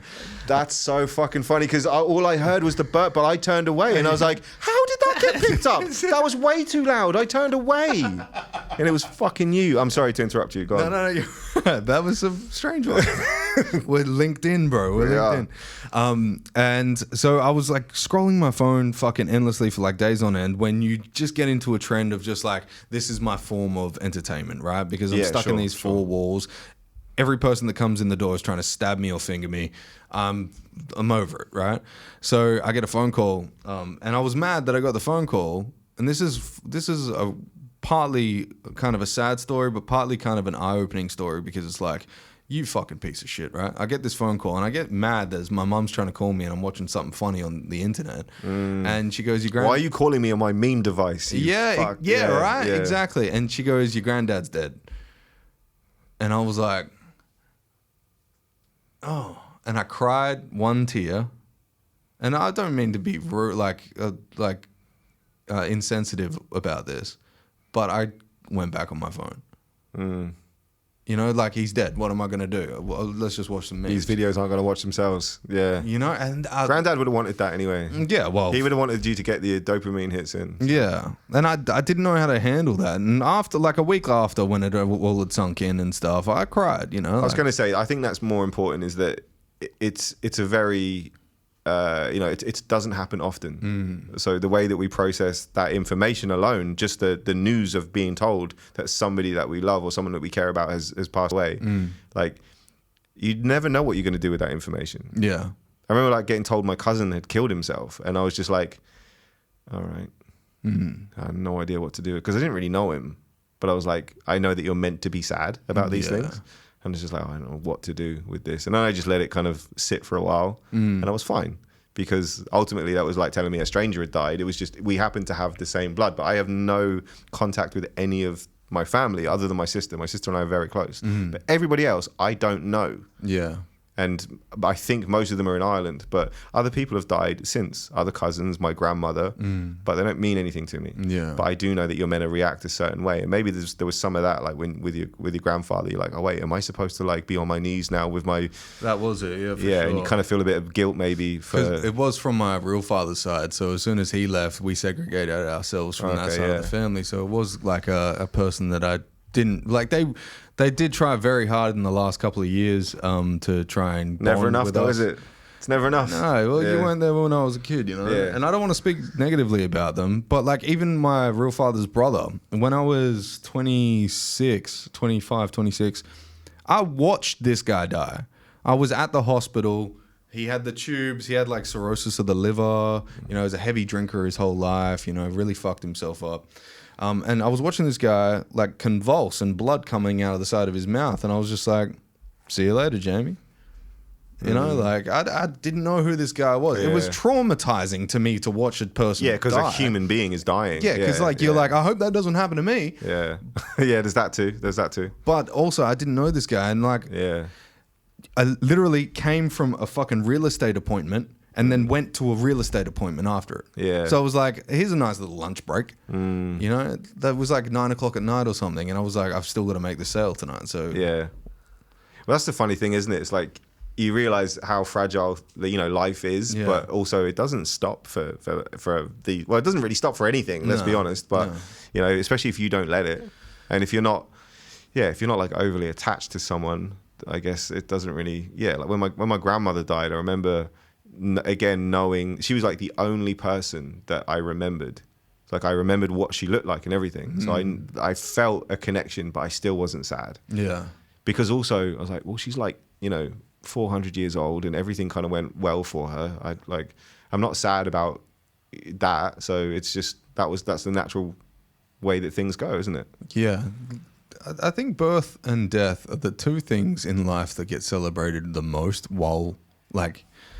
but birth is celebrated because of innocence. You're bringing something that's a clean slate. And if you're a piece of shit your whole life and then you die, no one's celebrating, bro. No, like if anything, it's like taken off the cards, and it's like, well, but we shouldn't do it with babies. Then when babies are born, we're like, prove yourself, bitch. I don't give a fuck about you right now. Really, like, and good point. It's the whole. Like, I know you're a dad. I'm not a dad, and you probably have more of a what's that fucking a heart? No, you motherfucker. No, you have more of a reference point to like being a father. So you've seen like birth, and I haven't seen birth, and I imagine it'd be somewhat like drugs, right? Because you all your energy goes into making sure this thing lives. I mean, not for me. No, I mean obviously it's different for everyone involved. Yeah. But like, obviously, yeah. You're not like fucking trying to wring a fucking drop out. No, but honestly, it's not. When we go back to like the guilt of how I just noticed your shirt. Lazy. When you go back to that kind of guilt or if you felt guilt about the whole grandfather thing, because you know how you're supposed to react and how you're supposed to feel. And it was kind of the same with me when my son was born. I ended up writing about it extensively for lots of different publications because it was something that I felt really strongly about. I was like, we all have this like romanticized thing about what it's supposed to be like, your baby and all this sort of stuff. And like, I'm a father for the first time or whatever. And it's actually fucking horrible. The whole thing is terrible. It's not fun. None of it is enjoyable. It's really like the whole time I'm just thinking like, okay, well, so what if something goes wrong? What if she dies? What if he dies? What if they both fucking die? Like this is you only relax when it's done and you're home and you're out of the hospital. Right. But everything around it it's a fucking panic. And that's for me. I don't have to fucking shit the thing out. That's what she does. So imagine what that's like. Yeah, I wonder what it was like before hospitals. Oh, forget it. Who the fuck decided to have a baby when you couldn't have like drugs and stuff? Right. You just like tear your whole vagina off. Oh, forget it. Yeah, because that's how a lot of women died back then. Yeah. It was common. Yeah, it was very common. Common for women to die during for infections and stuff.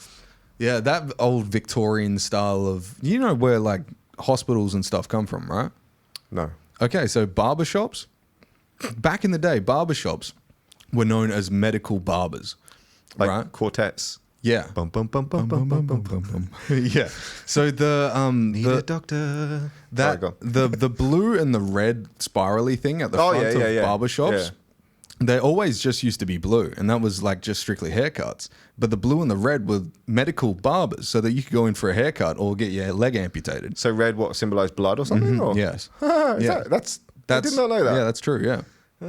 Yeah, let's look it up. I wonder if that had something like if they did that out of necessity one day, where somebody just like accidentally lopped someone's ear off and went, "Oh, I'm a doctor too. I can stitch this up." Yeah. I slit your throat accidentally with this close shave, but I can help. So 250 years ago, barbers were in the same guild. Don't allow. Same guild as surgeons. They were highly skilled professionals who could treat bubus. Bubos? What is that word? I'm Googling that after this. It looks like it's supposed to be, when people go, "Oh, I got a boo-boo." It looks like it would be the derivation of that. I got a boo-boo. I got a boo-boo. You got boo-boos? Lance boils, pull teeth, insert enemas, set fractures, and apply leeches. Yeah, so they were the surgeons back in the day. Amazing. Wild, right? Yeah. It's a crazy fucking thing to think that like our medical society, the people that we go to for all of our medical shit, used to apply leeches to get rid of infections. That is fucking crazy. But then, I mean, no, it's not just that they were the people that doing it. It's just that was the common practice. Yeah. And that's one of the things where I always, like how far we've come now. Like we live in a great time now. There's pretty much nothing that you can get that can't be looked after, at least in some way, shape, or form. It's pretty wild. It is pretty wild. Whereas, you only really have to go back like 100 years, and most of those ailments were the end of you. Yeah. That to me is... If you fucking sneezed, you're like, I gotta get my affairs in order. Exactly. It's kind of like whenever you watch movies where, like Wild West shit. Yeah. And you just go, wow, your life expectancy must have been like 20. Well, it was, right? Yeah, because somebody can shoot you at any time. It doesn't matter. Like, I could just walk into a bar and say the wrong thing, and then someone just shoots me in the fucking face. Yeah, well, they were saying that life expectancy has risen quite dramatically in the last 100 years due to medical advances. Yeah. But people, it's a law of average, right? But the only reason as to why we didn't live as long, we had the capability to live as long back then. Yeah, it's true. It's the averages were brought down by a lot of things, like childbirth, for example. Death, and infancy was, infancy death would take it like all the way down. Because suddenly if, you could have just maybe, not just, but let's just say you have 100 babies dying that year, that really fucks your law of averages, doesn't it? 100%, yeah. So it wasn't necessarily that everyone was dying in their 20s or 30s. It was just like kids would get some sort of whooping cough or whatever, or I don't know, just rolled out of a window and then they would done. Oh, fuck. There he goes again. Yeah. Did you know the old Victorian style bird masks? Yeah. Right. They're do you know eerie as shit. Do you know what they are? No. Right. Here we go. So back in the day, infections ran rampant, right? And they used to amputate on infection. If you cut your foot, it gets infected, we're amputating at the knee. What would happen is, though, until you got to the barbershop, you would infect and it would start to eat away and decay. And it would stink like a motherfucker. And they were thinking, we can treat this by amputating, but also the smell gets to us. So what they used to do is wear these bird masks that were a funnel into a smaller point, stuff it with herbs and flowers and all sorts of shit. Didn't see that coming. Do you know what I thought you were going to say? What? That people who got infected Just had to peck wear it them. off? No, they had to wear them so we all would see them and go, he's got the thing because he got the mask on. Yeah.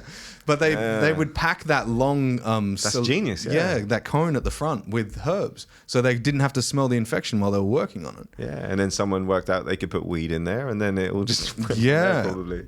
Well, did you know how like spiritual bitches, they use sage and they're like, oh my God, I'm saging the room. Yeah. That's not real. Oh. Just to let you know. Sage back in the day was marijuana. Oh, was it? Yes. So they would sage churches before they would have ceremonies, and they would walk down the corridors and down all aisles and sage the room. And when you'd go in there, you'd have like a spiritual fucking awakening. Yeah, of course you would. Because you're fucking stoned as shit. Yeah. It's fucking weird. That's funny. It's the same as ergot. You've heard of ergot, right? Yeah. It's like, well, of course they're gonna burn witches. Yeah. They were hallucinating. They were tripping balls. Yeah. And she's hot and everyone wants to fuck her. It's not because she's fucking doing spells on people. You know, they never fucking... Well, I'm sure there'd be a few of them, but there wasn't too many wizards that were executed. Oh, no, of course not. No, it was all witches. It was all a female thing. Yeah. And I think it's the power of the pussy. Oh, 100%. Yeah. 100%, right? Yeah. Because like there's no dick power. No, but also maybe we're just smarter and we knew not to talk about it. Oh, 100%. Our brains are like 50% larger than women. Personally, mine's not. I'm just going to put that out there. Mine definitely isn't. Yeah, no, I've seen women with bigger clits than my dick. Well, those 2023 clits are huge, bro. They've got like balls and all. I was still talking about brain power. Oh, you said brain. Yeah, I was talking about the brain. I thought you said cock. This is very like old school Batman-esque, you know, like on the desk where he lifts the thing up and the phone's in there. That's a phone, actually. Is it? No. It'd be a very small phone. Heavy It'd be as great. Oh, wow, it is. Yeah. I've actually got a couple more statues coming. So I own, half owner of the Inner Stoic, which is a statue company. And we do like little Marcus Aurelius statue busts. Yeah, cool. They're really cool. So I'm going to get one for there. I've just purchased another copper statue, which is probably like 30 centimeters tall, and it's a lion's face. How much does that weigh? I don't know. Why are you trying to get some copper sales? No, I'm just thinking like if it's that tall, isn't it like solid, right? Yeah, like, solid. Yeah. That would weigh a lot. Yeah, I think it's like 40 kilos. That'd be or a something. good weapon. Yeah, bro. Yeah, pretty much everything on this table other than this candle is a good weapon. Well, it's because it's not lit, but you know. Yeah, start some fires. And it is. I just like objects. That's a very interesting sentence. I do. I just like stuff. I like Big fan of things. Big things are coming for things, and stuff is up there. Like this little frog that's meditating at the end. You know, he's facing the door because it's like this is my zone, bro. Yeah. You know, I like cool knickknacks and shit. One of my friends gave me that for my 30th birthday because I was in an argument the day before. With them or? No, with the ex-girlfriend at the time. Oh, okay. And he's like, you need to chill the fuck out. Here's a little frog. Yeah, you need to take a leaf out of Chill Frog's book. Yeah, and I do. I look at that shit every day now. Do you call him Chill Frog? Because that's what I would call him. No, it's coined now. It's Chill Frog. Chill Frog. Yeah. What up, Chill Frog? Chill Frog, what's going on, motherfucker? Actually, he can hold a cigar perfectly. It's you just That's why he's so chill. Yeah. He's got all the tobacco. Yeah. Damn, dude.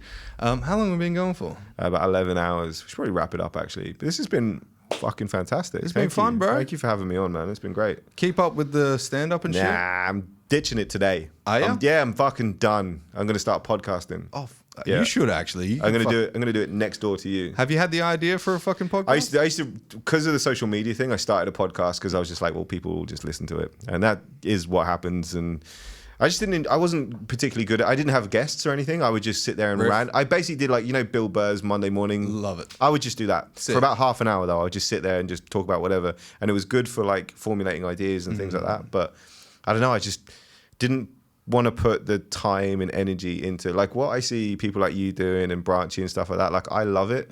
I love seeing you build these things and just, you can go back to earlier episodes and I can already see that you've put more time and energy and effort and resources and shit into making it a better thing. I have no desire to do that and had no desire to do that.